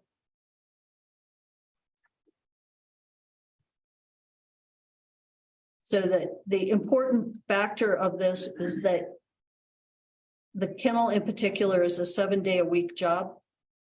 By state law, you can't have one employee that's responsible for having to maintain that. Based upon the information that was presented in the recommendations, there's actually a savings to the city by having a part-time person that holds that responsibility and manages that, particularly on weekends specifically. So the recommendation would be to approve this position based upon the hours associated with the weekend, the base rate that was established by city council at $15.50 an hour, and that it would be directing the administration to advertise this until filled. So does this position, would this position also fill in like vacation time and stuff for the full-time Yes. animal shelter? do need to do this. I'll make a motion to approval of a part-time kennel position. I'll second it. And then I also have one other question. Are we looking to possibly, I had suggested or asked if we could maybe move to have a nonprofit or someone like that run this shelter versus city employees? That's something that we can look into. We will, the motion on the floor. Right. Is to approve the job description for a part-time kennel worker, 8 to 12 hours per week. At an hourly rate of $15.50 per hour and directing administration to advertise until filled. That motion was made by Mr. Vigil, second by Miss Laura. Further discussion, Ms. Mays. So I just want to know if that's something we're looking toward. We are exploring some additional opportunities. Okay. Kennel as well. And there was an opportunity to get some food from an organization out of Denver. They offered us several pallets of food. Could a position like this be in a position to go get that food for us? I think there's an opportunity with assistance that we could probably arrange something like that. Yes. Thank you. Further discussion? Hearing none, Ms. Barr, call for the vote, please. Ms. Mays, Yes. Mr. Beal, Yes. Martinez, Yes. Ms. Laura, Yes. passes. Item number 10, approval of the admin clerk 1 position. I'd entertain a motion. I'd like to make a motion for purpose of discussion that we talk about the administrative clerk 1. Okay. Motion made by Ms. Laura for discussion of the administrative clerk 1 position, second by Ms. Mays. Further discussion? You'll find in your packet a job description. Again, this is an addition to what's currently managed at in the City Hall administratively. We have utility clerk positions. We do not have an administrative clerk position. The thought was that this was a more appropriate title because of the assignments, that it was sort of a general purpose administrative position that would assist not only utilities at those critical points during the billing process. It would be available to assist myself as city administrator, to assist Mr. Colander as well with some of his duties and responsibilities as he gets overwhelmed, as well as it's a jack of all trades, not necessarily requiring a master of all of them, but someone with a huge amount of flexibility, inclusive of the building department and code enforcement, as well as potential for backup for Mr. Moore as well. So the first thing that kind of jumps out at me is that it says it's intended to be a full-time, but could move to part-time. I would prefer it be the other way around, that it starts as a part-time to see what the need is, what the job duties are and such before you move it to full-time. It doesn't make sense to offer someone a full-time job and then be like, well, we're just gonna change it to part-time. I don't think that that's, from an employer standpoint, I don't think you do that to people. So I think it, if there's even that question of it could be part-time, it should start part-time and then possibly move to full-time. well, we were trying to be inclusive of some flexibility. We are pretty confident that it absolutely requires a full-time position right now, and it probably requires 2 bodies. That's not necessarily realistic for what we're trying to get done here, both economically, budgetarily, and otherwise. So Is this position in the budget? That was my other question. Next we have modified and made the budget as presented, especially administratively, had some flexibility in it. We feel confident that we can manage that. The problem I have, we have hardly anybody outside working and we keep trying to fill up inside here with people. We're doing nothing to help the outside people work. And coming into water now, we're gonna need people. So we hired, I don't necessarily agree, nor do I disagree with you, Mr. Behill. However, we have a new streets guy that starts on Monday. So we're running 4 people total there, 2 in streets, 2 in water sewer. We are full rank in gas. That's not enough in water and sewer. We can't fix stuff.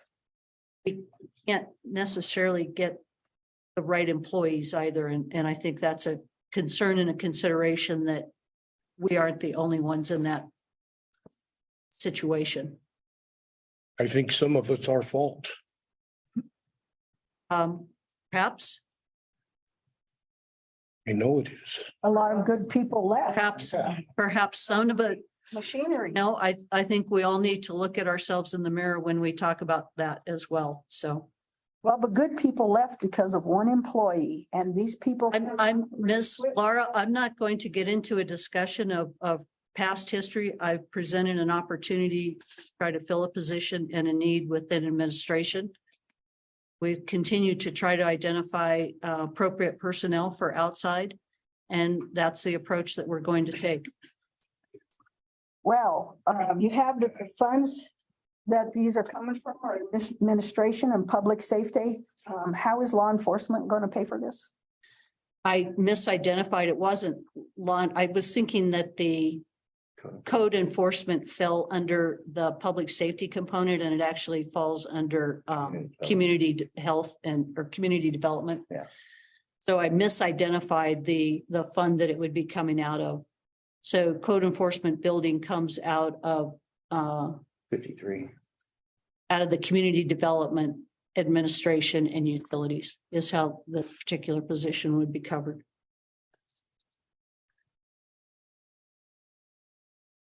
And so did you calculate what this would be annually, including benefits, I'm assuming?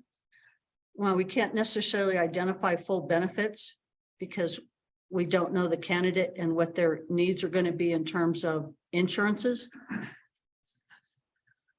Usually you have kind of a set little schedule of different benefits.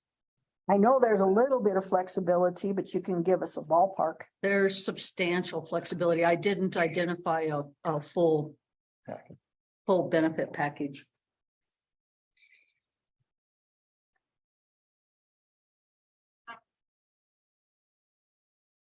Pleasure of the council. I just still feel that, I mean, if you put it in here that it could go to part-time, I think you should start it as part-time, see what the needs are, and then move it to full-time if that's warranted. I do. I mean, I think. Is that a motion, Ms. Mays? Yeah, I mean, I think that this is a new position. It's still kind of in the works. We don't know what we're doing with code enforcement. We don't know if we're gonna get a new building inspector. Like, there's so many unknowns here. I think until we know how all of those positions are filled, this needs to be a part-time position. So I will approve it make a motion that it's a part-time position. With or without benefits? Well, part-time is without. Part-time is not benefited. Okay, just wanted to make sure. I'll second that motion. Motion on the floor is to approve the job description for a part-time administrative clerk at an hourly rate of $15.50 per hour. And direct administration to advertise position until filled. Motion was made by Ms. Mays, second was by Ms. Laura. Is there any further discussion? And just that you keep us posted if it needs to move to a full-time. Affirmative. Further discussion? Ms. Barr? Oh, Yes. Yes. Ms. Laura? Yes.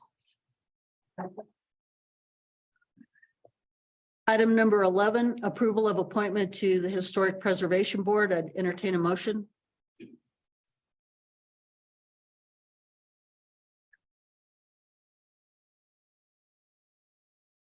I'll make a motion that the 2 people that are interested in appointments for the Historic Preservation Board be appointed. Do I hear a second? Second. The motion on the floor by Ms. Laura is to approve the appointment of Karen Wilson and Candace Peters to a 2-year term on the Walsenburg Historic Preservation Board. Second was made by Mr. Martinez. Is there any further discussion? I was just wondering, where was the posting for the positions at? This position's been advertised in the newspaper multiple times. Thank you. This particular board struggles with maintaining, obviously, because it's a volunteer position and not necessarily. So how many board members are there? There are 5. So the other 3 are filled. Who fills the other 3? Mr. Leylander is the chairman. Okay. Vivian Price, and I was on the board. So does one of these replace you, or you're still on the board? I'm still on the board, but I have to recuse myself. Okay, thank you. Any further discussion? Hearing none, Ms. Barr? Ms. Laura, Yes. Mr. Martinez, Yes. Ms. Mays, Yes. Mr. Beal, Yes. passes. Next item on the agenda is number 12, approval of the GMS invoice. It's the 4th reimbursement request for $13,267.80. As a reminder, this is a Department of Local Affairs Energy Mineral Impact Fund for the Grant Sewer Project. I'd entertain a motion. Make a motion to approve GMS invoice number 4, request for $13,267.80. Second. Motion by Mr. Martinez, second by Ms. Laura. Is there any further discussion? It was I Mr. think Nick seconded. Oh, sorry, Mr. Behill. What did I say? Give a dart. Motion by Mr. Martinez and a second by Mr. Behill. I'm sorry. Not sure what I said there. Obviously, it wasn't correct. Further discussion? Hearing none, Ms. Barr? So what exactly is it for? Because it talks about comprehensive plan and also talks about sewer, so. So the energy mineral impact funding is for the consulting engineers coinciding specifically with the sewage treatment plant improvements. Is that the train B? Yes. Yes. Further discussion or questions? Nope. Hearing none, Ms. Barr? Ms. Laura, Yes.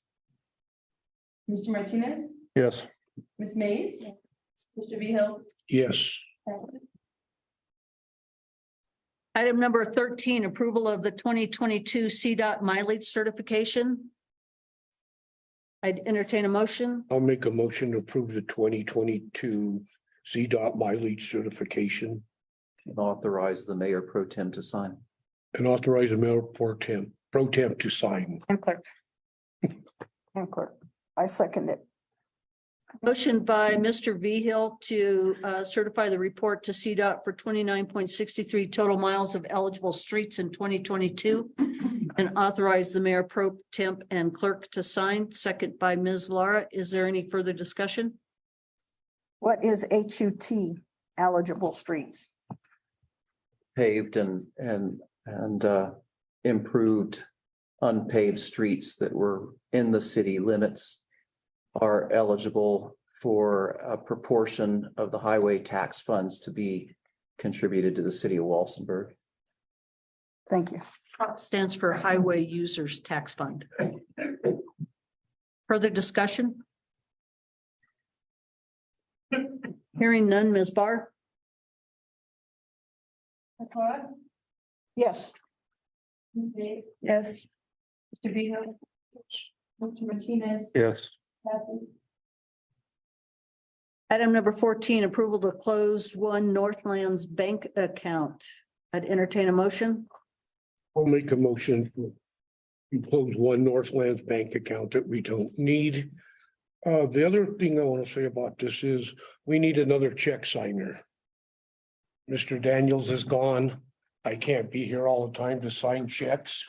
And I may be recalled, so we need another signer. We are working on that process with our attorney as we speak. So I'll second it. Motion by Mr. Vigil to approve the closure of one Northland's bank account. Second by Ms. Laura. Is there any further discussion? Can I ask which account it is? It's the 0439 and the funds will be moved over to the 157 account, which is a money market. Thank you. So where is that on this treasurer's report? The community banks, Community banks. the 3 GIDs. All three of those?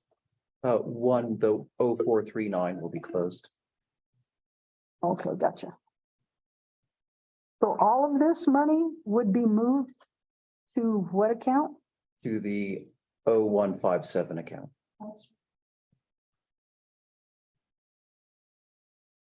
And what's that third account used for with that little balance? That's actually a checking account, so we'll be able to use that for paying. So you just transfer money into that and then, Yeah, I'll do a quarterly. thank you. Now, isn't the PIF something that the Northlands people pay?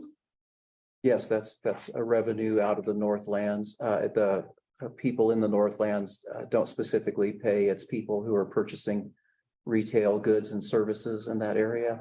That's a charge that's on top of the sales of products that comes into that account. Our dues They paid. do the pledges, Carmen. Yes, Yeah. pledges When the pledges. So that'll be all the revenue gathering. So, and this, See, what was my question? Oh, nothing else. Any further discussion? Ms. Barr, call for the vote. Please. Yes. Mr. Vigil, Yes. Mr. Martinez, Yes. Ms. Laura. No. Item number 15, approval of the sanitary sewer improvement award, Walsen to grant.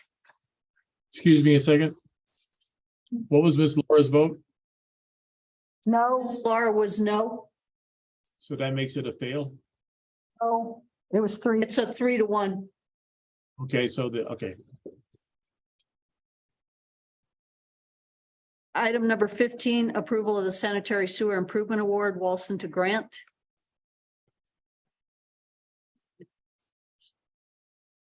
For discussion, I'll make a motion to approve sanitary sewer improvement award, Walsen to grant. I'll second it. Motion made by Mr. Vigil for the purpose of discussion of the sewer award, second by Ms. Laura.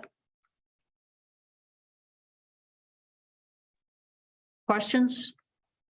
Comments? How are we paying for this? It's $48,000. Half of it is already covered by the associated tap fees. The other half is coming out of the sewer fund. Did we budget for this? No, ma'am, we did not. But we can cover it? As we identified in the report, the intent was for the staff, current water crew to do this specific installation. So we had the materials on site. We've had both the pipe and the manholes. The departure of a particular key employee made that impractical as well as not feasible. So we put this out to bid, and unfortunately we received, part of it is because of the small nature of this particular project. We got it. So Oh, sorry, go ahead. on the map, did the solid line, is that what's placed?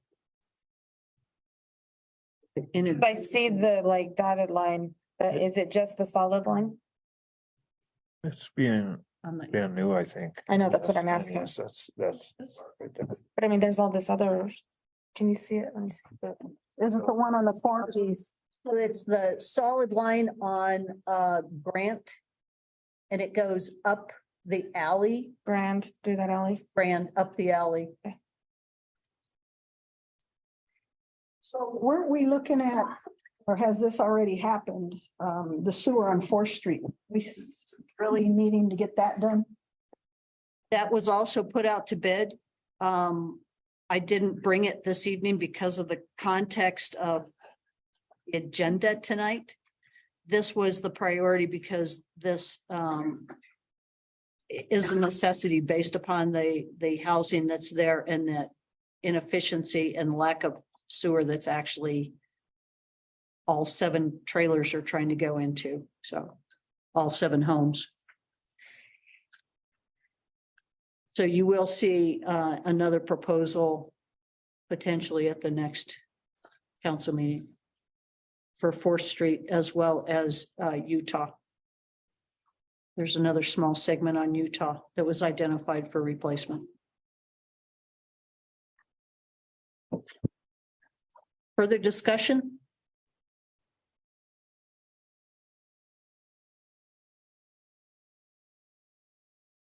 I have a motion. Motion to approve the installation of 8-inch water main from Walsen to Grand to Parker Excavation in the amount not to exceed $48,338. Second. Motion was made by Mr. Martinez to approve the bid to Parker Excavation, seconded by Ms. Mays. Is there any further discussion?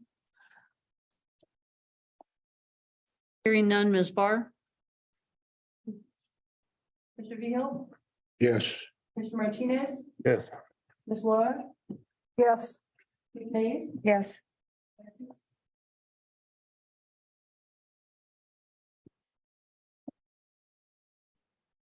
Okay.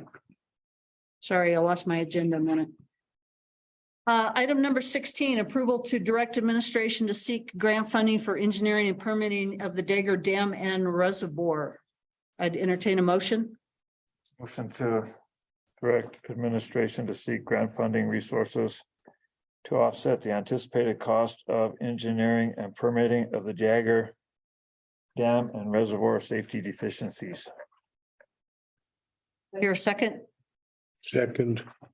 Motion by Mr. Martinez, a second by Mr. Vigil. Is there any discussion?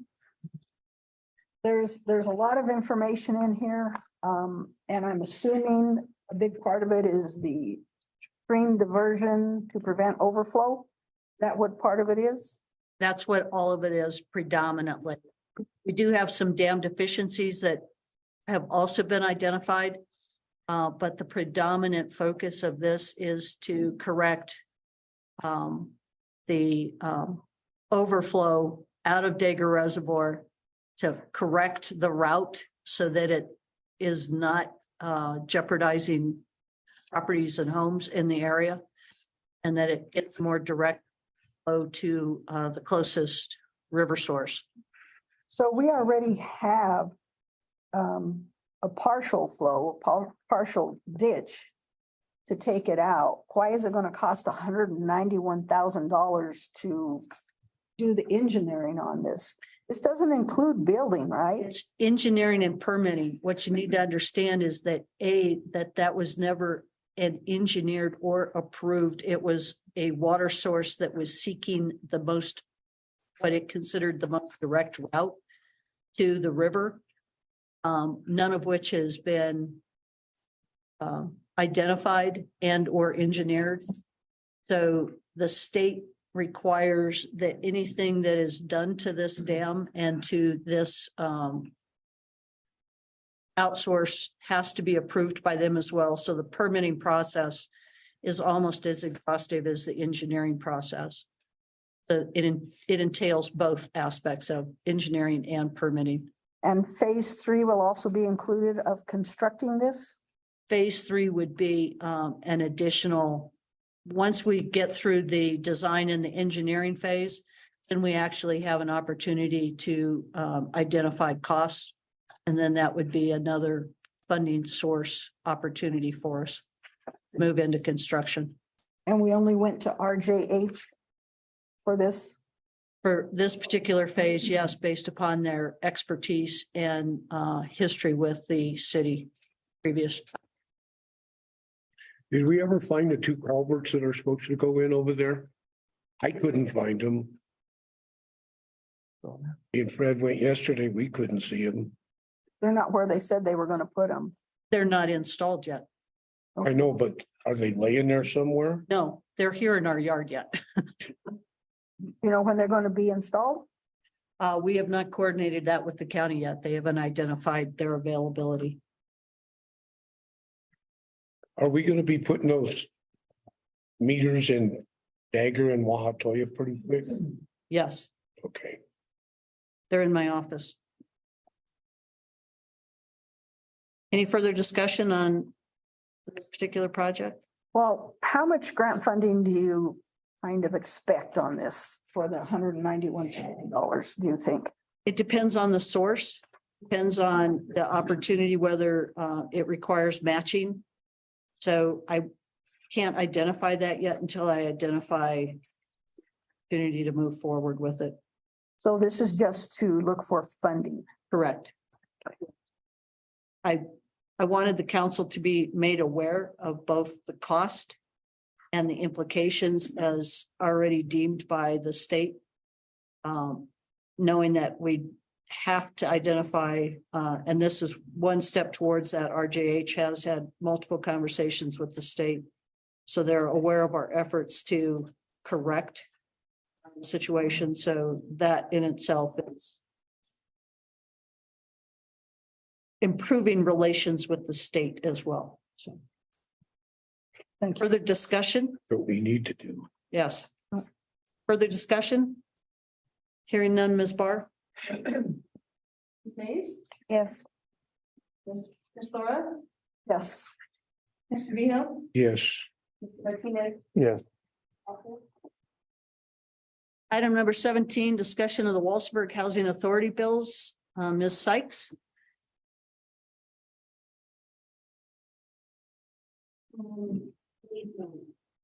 I sent out an email last night. I don't know who all received it, but it's been a long year for the Walsenburg Housing Authority in the city of Walsenburg regarding our billing. We got a lot taken care of. However, I have to do a monthly report of usage, consumption and expense to HUD. And HUD is needing some more clarification and they're looking at it. They're not accepting it. And they're actually holding our money. So I'm trying to come to some resolution with the city of Walsenburg. The city and I have come to the point where we don't agree on some of the processes. So I need clarification. So on, if you have your attachment. Yes. City A1, as with most city projects, the problem started in November of 2021. And there was a zero read. And then 12/14, 2021 was the next read. So I see what the report is. I need clarification on what is the city process when you have a zero read.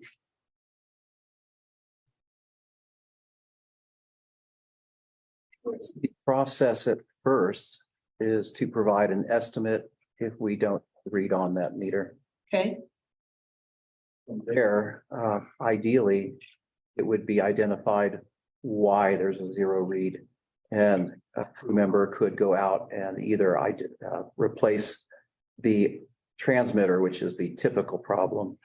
If there are other issues with the meter, then that ideally would be addressed promptly as well. Okay, I don't mean to interrupt you, Mr. Moore, but what I would like to do right now is just discuss the financial process of it. Okay? Is that okay? I don't Sure, need to go into all Okay. that detail yet, okay? So what I'm asking you is what is the process? How do you calculate the next bill? Well, so the estimate would be billed as the billing charge. Sure. When we do get the correct read from the meter, Mhm. then typically the software system will adjust the bill to correct for the difference between the amount that we estimated and the amount between the meter reads. That isn't 100% reliable, but it works well enough for us to be able to process the billing in most cases, and then we will identify some errors after the fact. Okay, so I agree that it's basically your current read minus your previous read and any adjustments for the estimate. That's correct. Okay, so if you look at my bill on this particular property, on 1214, we have the difference, the current read minus the previous read is 15,600, which is correct. You have, I was billed the estimate of 44,100, but I was given no credit. And if you look on the bill, which is Exhibit D, I was actually billed for 111,900.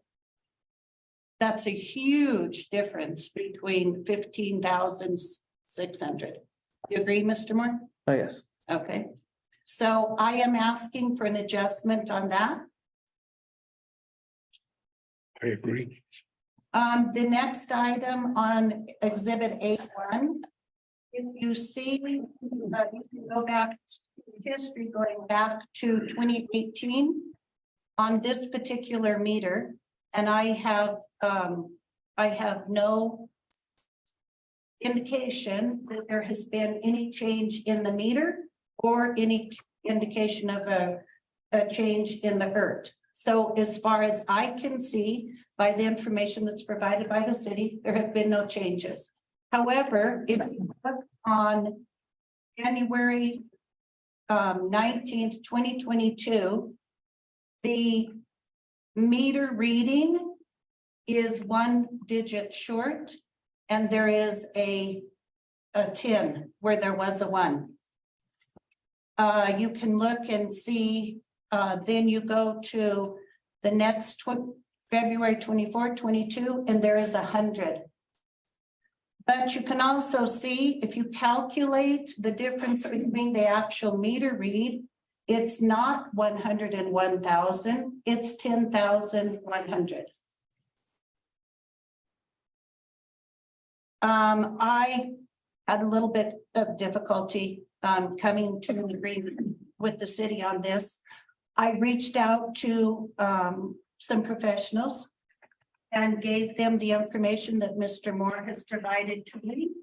And they have done the same calculation that I have, and I believe that that figure should be 10,000. It should not be the it should not be the 101. The next item is 77,000. If you do the math there, it's 7,700. And the next one is 72,000, and it should be 7,200. I am asking for credit for those. Do you have any questions? Those are the asterisk ones, correct? The 3. Yeah, you can see where you can do the math. Yes, I see them. Okay. So I am asking for credit on those. And what I did was provide the sheet housing B1 and housing B2 are the charts that were done by actually Meter Supply.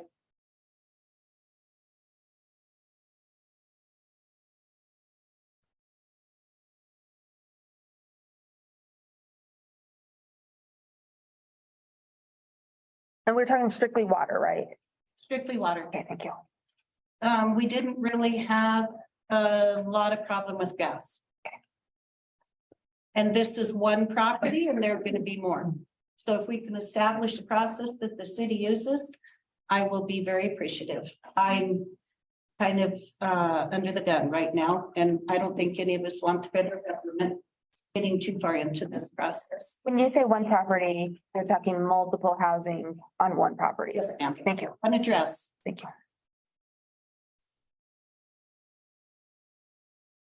Okay. So, do you have more? Okay, so that is what I'm asking for, and I believe it totals $1,300. I put it in the email. I can calculate that again. The city can calculate it if we come up with something different. But I am asking, I believe that those are heirs. And I am asking for the credit on this account with that. So you're talking the 4 months that have the hundreds in there. Yes, the 101,000, I would like it to be calculated at 10,100. I would like the 77,000 to be calculated at 7,700. And the 72,000 to be calculated at 7,200. Mathematically, that is what the figures show. Well, I think historically, yes, that's what it shows. That's correct. I mean, if you look at February from 2018 all the way through, you're at that 10,000. Yes, ma'am. Ballpark. So, I mean. Exactly right. I can. I would also like an explanation because I use this. We do have several properties that we're going to have to be reviewing. So I use this information to value the next problem that I come upon. And I do not understand if you look on Exhibit C.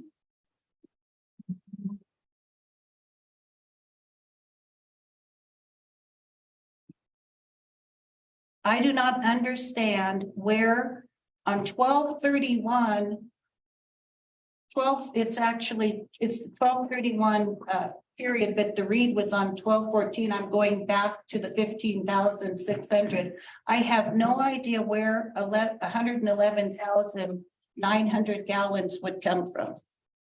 Do you have any explanation, Mr. Moore, that you could help me with that, or? No, I have not had sufficient time to go over what you did. Okay. That is numbers that I would certainly be happy to look at. That's on the 352 meter. So that's that same time frame. Yes. It's something that it's very odd. All of your reports on the meter show the 1560. You didn't give credit for the 44. I understand that. I understand that. That's an oversight, I believe. Okay. Because you do it on some and some not. So I think that process is an oversight. Large. It was. Evaluation. Mm-hmm. But I cannot find anywhere that those combinations of numbers that would have 111,900 gallons on my billing. I can't find any numbers that would total that. So Jackie, on your housing B1, that same time period, you know, it has the estimated read in November, and then it shows. Excuse me, Veronica, I apologize. B1. On your reading usage, it shows the 244 100s for October and then November. And then in December, it shows the negative 28 500, which you should have been credited for. Yes, ma'am. So is this report from the city or no? So that's why I marked the top of it housing. Okay. And what we did, Ms. Mace, is did not acknowledge the 10, 100, 100, 100. We did not acknowledge that. And if you look, the digits in the meter read are consistent. And if you look at city A1, you look at the digits, they are different and they changed that month. There are previous to January 19th, there were 1, 2, 3, 4, 5, 6, 7 digits. 1119, there became 1, 2, 3, 6. In our formula, we continued the history since the meter was installed in 2008, and we kept the 7 digits.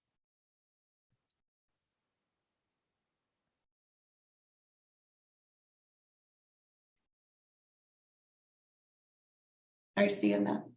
Yeah. So has all of this documentation been shared with? Yes, Mr. Moore and I had a little, we have worked a lot together in this particular, it's a lot of the processes that maybe we just didn't come to terms with. So what are you asking of us tonight? I'm asking you to refund me the money for the 12/14/2021 for the 100,100 to be to 10,100, 77,000 to be 7,700, 72,000 to be 7,200.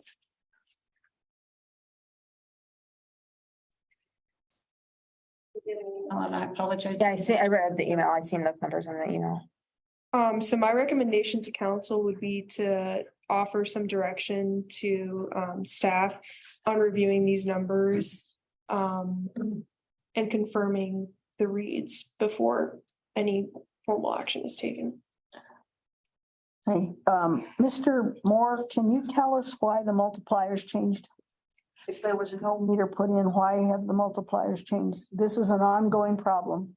This is not an ongoing problem. This is, other citizens have come to me with the same complaints. We did changes to multipliers at the beginning of 2022. It is not an ongoing practice. So the multiplier is changed there with showing 3 different values. So it is plausible indeed that Ms. Sykes has an issue with the values in that particular range of meter reads. And we haven't discussed that topic recently. I sent her this table with the comparison and identified several values that were of questionable comparison. So I had color coded those, and that was open for some discussion. It may be that her claim is accurate on a particular area, so I'm not specifically contesting that. I would ideally have another day to look at it and confirm the status of those numbers, because that does fit with the sequence as she's suggesting of the full meter value when it's presented. You, I believe, had another issue in your letter about the most recent balances. Yeah, if I just want to answer all the questions from this one, and I would like an explanation of where the 111,900 coming from. I have no idea how it got in my billing, but I was charged for that amount. And we will certainly make any corrections to improper amounts. So, thank you. And I apologize, I did not catch that in my review. That's okay. We had a lot to review. Oh, that's true. And we've just got a few more. That's all right. So if we could, sorry, go ahead. No, entertain them. if I can, I presented it to the council.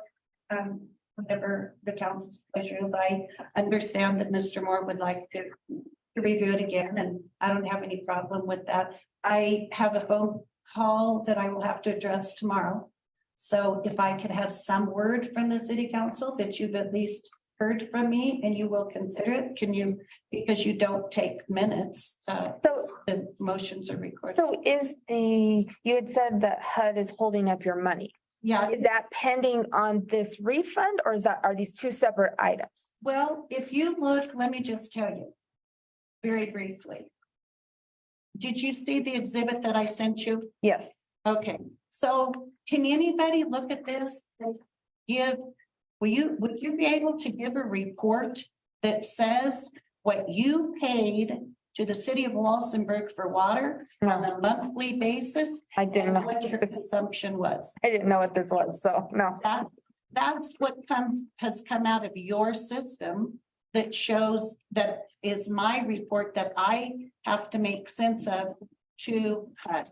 So if you go from 267,000 for consumption, in January of 22, you are reporting to me that I used 267,774,000 gallons, correct? 267,774. In February, you're saying I used 1,819,368 gallons. In April, you're telling me that I used negative 1,793,400. I have to try to make sense of this. So who did this? It comes out of your computer program. It was provided to me. It's right here. Mr. Moore. It's called Table List Consumption Report, Gas and Water. I get them they provided it to me on a monthly basis. And is this what you've always received, or did you used to receive something different? I'm trying to tell you that the time period between December 21st and June 22nd, we have a lot of meters. Right. Okay, so there was huge problems in the city of Walsenburg. We happen to have a large number of meters. So when you have the serious problems that the city has had, and I get to have that compounded into one report, it's just a reflection of the magnitude of the problem that the city has. Does that make sense? It does. What I was just trying to get to is this is the same report you've always had. Yeah. It's just this snapshot in time is really showing where the problem is. Well, it's showing what you reported for the total housing usage for the month of April 22. You are reporting to me that we had a negative 1,793,400. And Ms. Mays, I'm kind of like you. I don't know the exact answers. That would be a credit. That's what it would be. Yes, it's a credit. I agree. Yeah. But if I only had 728,000 the month before, but this is not to get hung up on this. I have to deal with it. I have to work with it and I have to get through it. Well, and this also pertains to part of the issue that she's representing with HUD, because in the time frame from November of 2021, when the city got no meter reads and estimated reads across the entire city, and then through to about June to July of 2022, when we were able to start getting the billing system back online, obviously we had a large number of customers whose transmitters were fine and they never had issues with their meters. And then we had a large number of meters that hadn't had functioning transmitters on them for a period of time, including the housing authority. So that is part of the challenge with trying to review individual residential accounts and making corrections for their billings and going through housing authority accounts and making sure that those are actually lining up with a range of use. So the best tool I have for that when there's no reads whatsoever is to start from a point in time when the reads were reliable. Find where we finally got the meter read on the button so I could calculate the difference between those amounts. That would be a chargeable bill. So in those periods where there's no valid read, it's really just zero in our system, then I can't provide a specific meter read on a month-to-month basis for a number of the housing accounts. And that's, of course, frustrating her capacity to answer the HUD's requests for monthly amounts. So on some accounts, we have those, and of course, all those data points are available. We can provide those on request. Some of them they already have. For those where we do not have a meter read, we cannot manufacture a meter read. We have to go with the differential between that. So if there's credits showing at some points on a billing sequence, that is to correct for a previous error, and we do that with all customers. And there was 1 0 meter read, so you So should, there was one in November, but that doesn't mean for this particular count or others that the housing authority has, that there weren't a series of missing meter reads, and we cannot fill in that information. there's only one on this one sheet, so. She's got many accounts. I understand that, but we're talking about this one. So there was 1 0 read, so Ms. Sykes, would you be okay with a motion to direct Ms. Davis to direct Mr. Moore, because I can't direct him, to review and determine what the problems are on this spreadsheet as Ms. Sykes has suggested, correct them and bring it back to council, or just give it to you directly? I would further that recommendation or that motion to include that upon agreement of both parties, that it be formalized in a written document and that document be shared with city council upon completion. Yes, and I'm sorry, thank you. I wasn't finished with the motion. I just wanted to get your. I would appreciate that. Okay. Can we get a second? Second. Oh, he needs. Motion made by Ms. Lara, second by Mr. Martinez, to direct administration as well as the finance to work with Ms. Sykes on joint agreement and reconciliation of accounts, upon which results will be presented to city council as well as documented to housing authority. Further discussion? Hearing none, Ms. Barr? Ms. Mays, Yes. Mr. Beal, Bruce. Ms. Laura, Yes. Mr. Martinez. Yes. Passes. Motion passed, and Mr. Colander, please note that Mr. V. Hill recused himself. So if I may, I would like to talk about the next portion of the problem. And Oh, thought we were done. Sorry, go ahead. yeah, that's okay. What I am having problems with at the same location are the meter reading. And if you look on A1, the meter on 11/21, the meter read was 237,700. You can look at the chart, the comparison chart 2018 through 22, and that's very high. I'm assuming around this time, the city acknowledged that the meter was high, sent a gentleman out, and the notes on the work order says has a leak. Dot read, customer has a leak, meter shows steady flow, hard to tell due to possible use of water at the time of read check. No, there was no meter read taken, and there was no follow-up. And there was no notification to the housing. So when I got our bill, I saw the meter was excessive. And so I called and was told we have a leak.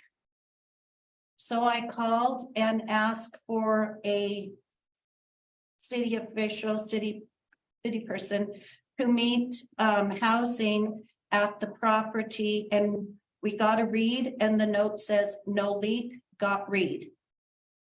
So I continued to converse with the housing as to there's no leak. We can't find a leak. We can't find, we're watching the meter. There's no indication that the meter is turning. There's a little triangle. I don't know if you are aware, but there's a little triangle in the center of the meter that it spins if water is going through the meter. And we've watched it and that doesn't spin. So I was concerned and I said, well, Josh took up the hose to one of our hydrants, run the hose and see if you could get it to turn. Yes, when water runs through it, it works properly. So I asked for another read and they came down and said, no leak. We've read the meter every day and it does not seem excessive. What I was told from the city is basically I need to find out where the leak is. Well, I don't know how I find out where a leak is when your meter is not spinning and it is showing no usage. And we take pictures, they're taking pictures, we have the meter read. So I was frustrated and I reached out to the meter company and said, do you have a solution for this meter? I've been told by the city, it's my problem. I need to figure out how the leak is. I can't see any indication of leak. If you look at it's 500,000 gallons of water. And I don't know anybody that would not be able to tell if I've got 500,000 gallons of water going somewhere. I can't find it. So I contacted the meter company and the meter company asked me to take a picture of the meter and the ERT. I took a picture of the meter and the ERT and I emailed it to them and they said, yes, we have a solution for you. We can give you a 40-day, the previous 40 days, and we can give you an hourly read and it will help you identify maybe what the problem is. I said, okay, what is the cost of that? I'd be happy to pay it. Obviously, I can't pay for 500,000 gallons of water that's nobody knows where it is and it's not going through the meter. So they said there is no charge for it. We just have to call the city. And I said, okay, well, can you call the city? Yes, we called the city and the city hasn't returned our call. So 40 days have gone by since this started. And you can see that this started in November 21st. So they can come, if the city would authorize them, they can come for free. And they would give me a 40-day read, but I'm doing the reads daily and we're not having excessive reads. So what's 40 days going to do good for me at this point? Because when it was all very high, I'm not sure why you're not using a tool that is free to you when you're having this many problems. So I personally don't feel, and I mean, it's obviously your choice, but I don't feel how you can charge somebody when you can't prove there's a leak and your employees can't prove there's a leak and I'm monitoring it and there's not a leak. And if you look at the history of this, there's no way that, I mean, look at the history. 5 years, got 5 years history. What is your process for leaks? What is your process? I am going to tell you that there are a lot of people in this community that have problems with their meters. And the first thing that they are told is there is a leak. What is, I would like to know, what is your process? I mean, this is. I have heard that from a lot of customers saying that's the first thing they say. There's a leak in the meter. So what's the process for that? Well, the meter, if the meter is moving, the water must be going through it. And if it's not moving. They're saying the meter is not moving. Well, that's an unfortunate circumstance because that means when the meter is moving, there's water going through it. And this meter has moved substantially if you look at the numbers from the meter register. So this is an instance where I have any identification of how that water is going through the meter, but it is going through the meter. So this is an instance where I would protest any effort for credit on that. We have the one potential that there is a problem with the meter. And if there is a problem with the meter, the next step is to test the meter. And I did inform Ms. Sykes that we would acquire a meter to test the flow and measure it. And according to the municipal code, if the variance is outside a certain amount, then we credit the customer and we replace the meter at no charge. If the meters match in consumption, that means that the meter's read is accurate. And that means the customer has to pay for the volume of water that went through the meter. So we did have that conversation. I did let the housing authority know that if we find a defect with the meter, we will provide a credit. If there is not a defect with the meter, we will charge the full amount of the water that went through. So if there is no leak and the meter is not moving when the water faucets are shut off, then you would need to identify what happened to the water that went through. It is not our responsibility. Yeah, I agree. I've got to find 500,000 gallons, Mr. Moore. And when will you be checking your meter? This is going on three months. It's going to be 4 months. And you identified the problem in December. So you sent me an email and you said, we don't have a meter. That's what you said. We don't have a meter at the moment. Fit that. This is in March, right? This is in March when you and I are getting fairly tense. And you did say that you did find something that you could do.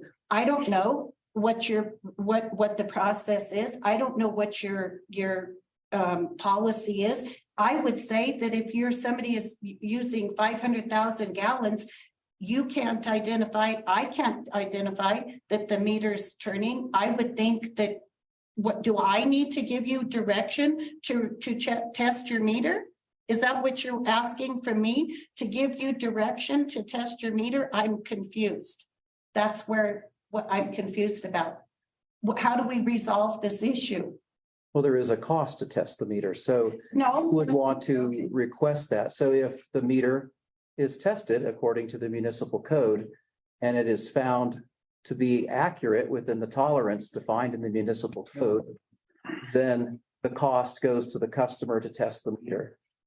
If the variance is outside, then the city waives the cost and would replace the meter at no charge. So why aren't we using the tool that Ms. Sykes called the meter company? They said there's no charge. They do a daily read on it. I mean, when I see these numbers, that's alarming to me, that you're getting reads of 237,000, 144,000, 298,000. I mean, if that much water is being leaked and wasted and nobody can figure that out, that's a problem. That is acre feet of water. It's not unusual that customers have leaks, of course. So we don't know what the situation is at this particular. So why can't we use this tool is what I'm saying. Well, interestingly enough, and a sad story at the same time, reading Ms. Sykes' email today was the first time I've heard of such a thing.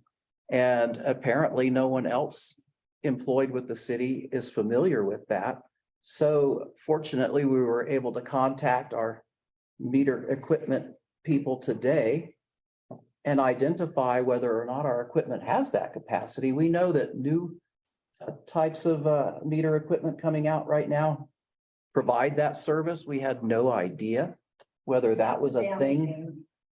So, Mr. Moore, how are you going to fix problem? Bad stories. You're going to fix this problem. It's not correct. So how are you going to? I mean, if she takes a picture of the meter, sends it to the company says, yes, we can do this. We've contacted the city. Like, I don't understand. I've never heard of it. So since she informed us, we did check into it and have discovered that the Itron, we can set that equipment to be able to get that 40-day read. Unfortunately, it's late now in this particular instance, but we can do it in the future for other customers. So we missed this particular opportunity in this meter. However, the water still went through the meter according to the register. And so the next step, according to the municipal code, is to test the meter. Well, but the numbers don't jive the way you've got them on here. When you look at it historically, like it doesn't even. Close. Okay, so listen, Mr. Moore, excuse me. What does the municipal code say? It says that you're going to charge me, but what does it say if this meter's never been tested in a year? What does it say about that? I believe it says something about if the meter hasn't been tested. And if I look at that meter, I'm gonna tell you, I don't believe that meter has ever been tested. So what does it say about that? I'm not familiar with that section. Yeah, I don't believe it says that you're gonna charge me if the meter hasn't been tested in a year. So my frustration level is pretty high. Because I am at 500,000 gallons and I have been fighting this for 3 months. And I have to find the solutions for the city? And it shouldn't take this long. Why is it taking so long to figure out bills? Okay, so I would just ask for council direction at this point. I don't know what to direct. Fix the problem. We don't have enough knowledge here. Can you please if I'm offering to charge a test, I'll certainly. What does it cost? $250. But I would suggest that you read your ordinance if you haven't tested that meter. But I am willing to pay. Doesn't it make sense that a person would pay $250 to have a meter tested rather than $1,300 for 1 month for no water? Yeah. And we. So let's test it and see what the results are. But we have to If you get, don't have a leak, then have to get the test meter. And there is a delay in the delivery of the test meter. there's It's breathing down our neck. So here, ladies and gentlemen, we're still in a situation where we have difficulty, particularly in larger meters. We have a quantity and a resource of 5/8 to 3/4, which are in stock, which are the residential meters. This meter, however, is an 1.5 inch meter. And it's taken us almost 8 months to get a 2-inch meter, and we're having difficulty identifying and locating an 1.5 inch to a 2-inch meter to even begin the process with this. We apologize for the delay. We have been working on it, but we have a supply chain issue currently. And I do, Ms. Davis, I do appreciate that. I'm aware. I do know, but not to use the tools that you have and not to, how could I was so frustrated. How was it that I, who have nothing to do with the city of Walsenburg utilities, how was it that I was able to find a tool to solve a problem when you can't find a tool to solve the problem, which is your job? I don't understand that. She's right. I apologize. I'm very frustrated.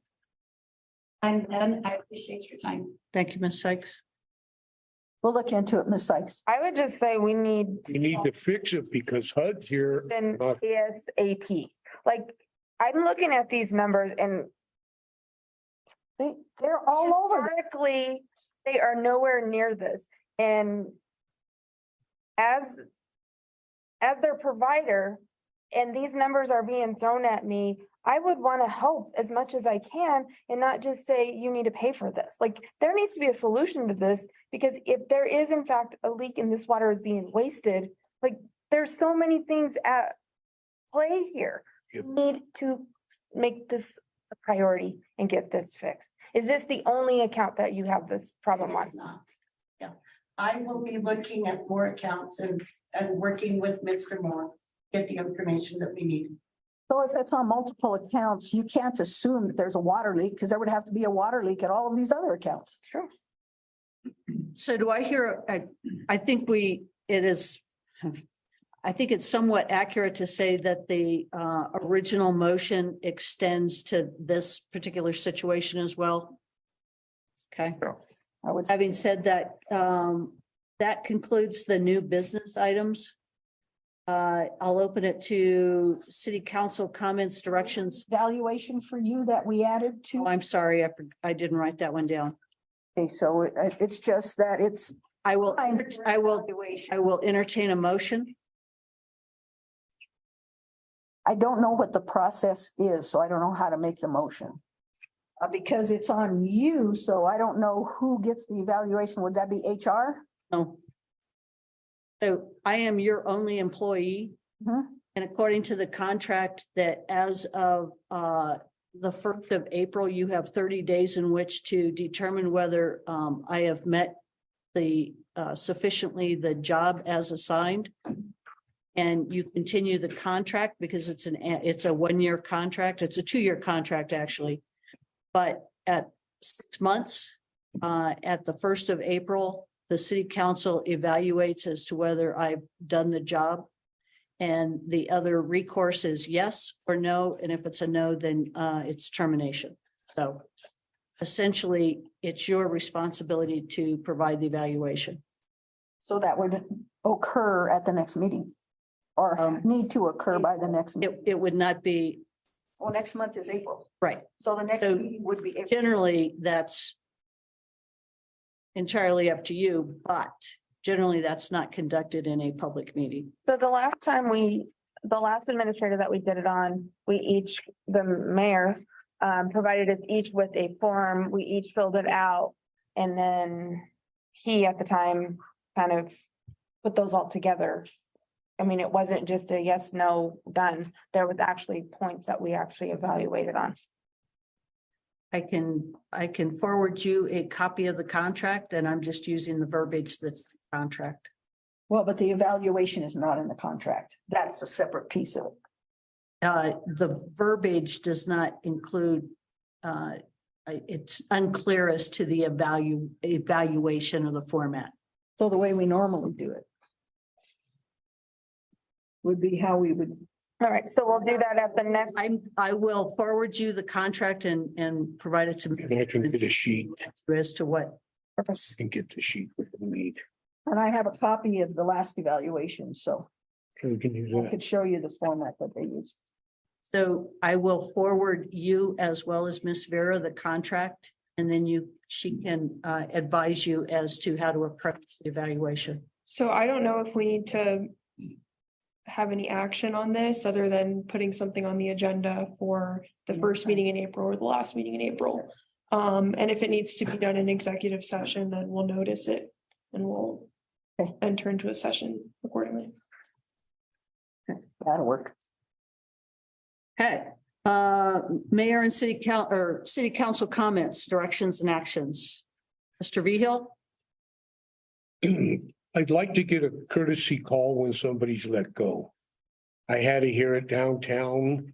There was contractors asking me what's going on. And I had them call you because I didn't know what was going on. I don't know why we can't get an update what's going on. Can you be more specific? Well, yeah, somebody got fired and we have to hear it downtown. We don't hear it from anybody. I don't think that's right. It's just a courtesy call to say, I've let somebody go.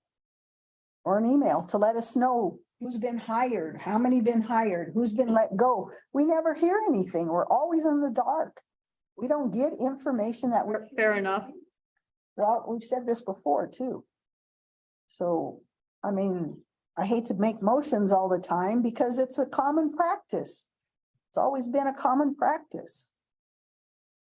So. Anything else, Mr. Vigil? Ms. Laura?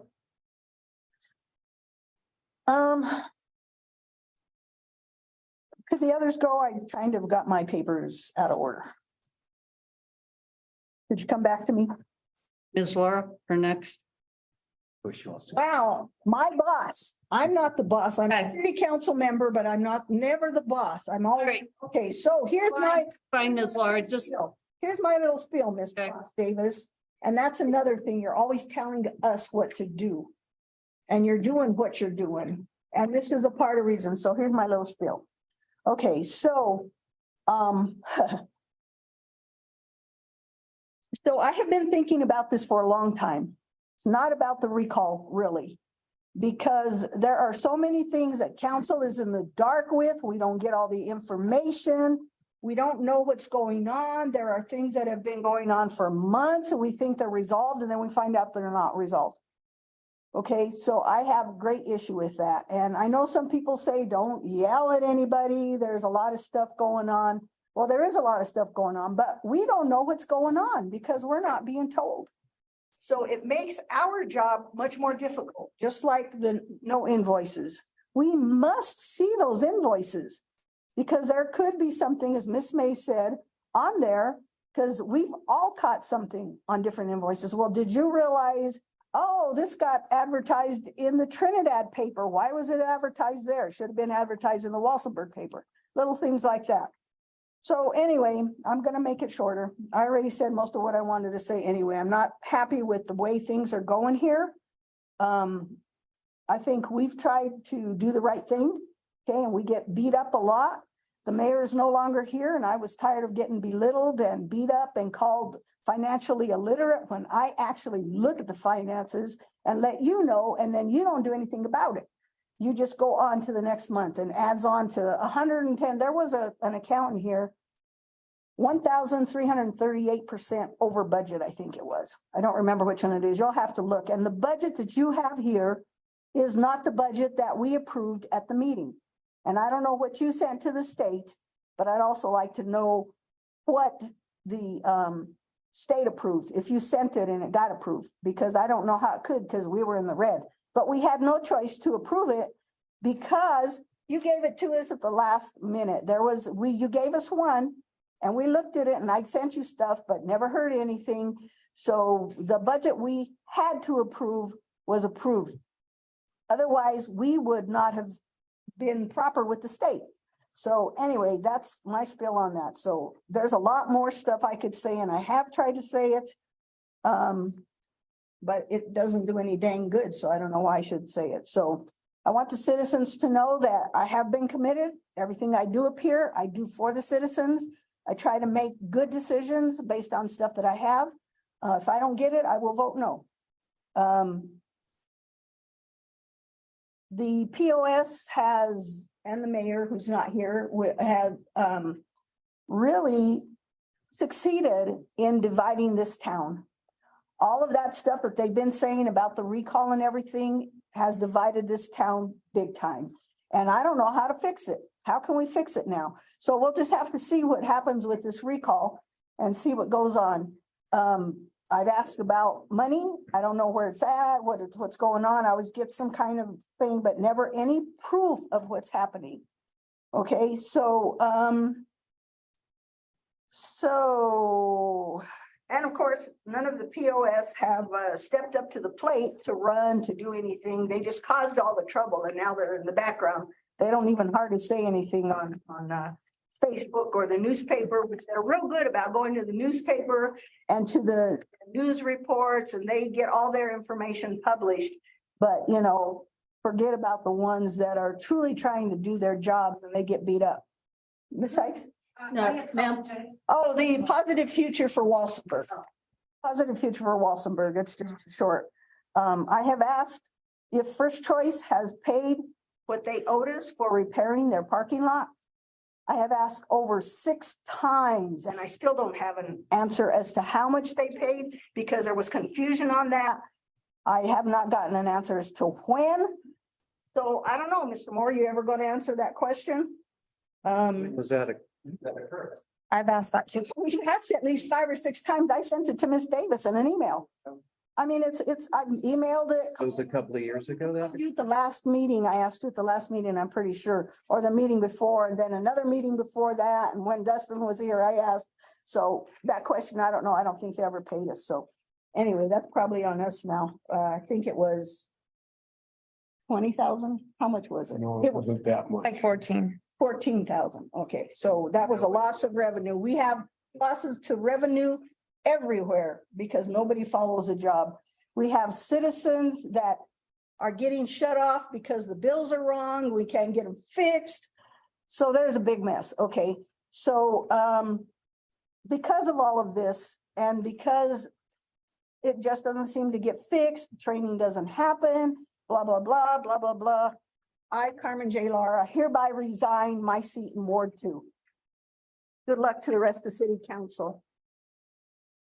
I cannot deal with being in the dark, being lied to and everything, so I'm done. Sorry, citizens, I will still be here for anybody who has questions. I might still do my community meeting, but I'm done. I'm done. I'd like to know. Thank you for your service, Carmen. Yes, because, yeah, this is. Whoop, hooray. And whoever wants to clap, clap. I So, don't care. Thank you, Ms. Laura, for your service. Mr. Martinez? So anyway, I'm sorry to leave you in a lurch. Citizens, I'm not leaving you in a total lurch because I will still be here. Thank you, Ms. Laura. Community meetings, so Thank you, ma'am. thank you for shutting me off. Ms. Mace? What else can I say? Okay. I mean, we don't have a quorum anymore, so. So you have to end the meeting. That's why I didn't stop the meeting, because there were things that needed to get done tonight. Thank you. You're welcome. But we technically have a quorum if there's 5 of us. Well, there were 5 of us and 3's a quorum. So we do have a. I guess that's true. Yeah. Oh, maybe so. Yeah. We don't have an executive session. To adjourn. Second. Aye. Adjourned. City council members, I appreciate it. Can talk now. We're done, so. Well, it's not. Down for me here if you can, when I have to start them up. Mr. Vihil and I used to do them. start 'em. But when we you're going to start it. Yeah. We were doing them, but we stopped. I gave you one before, but. Yeah. Okay. So you. The phone's not working. It's a run.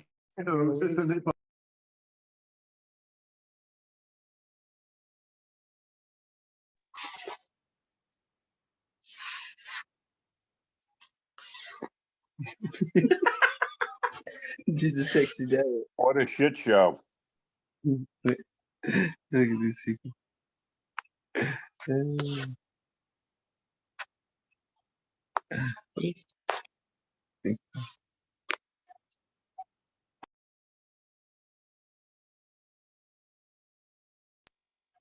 That's shit show.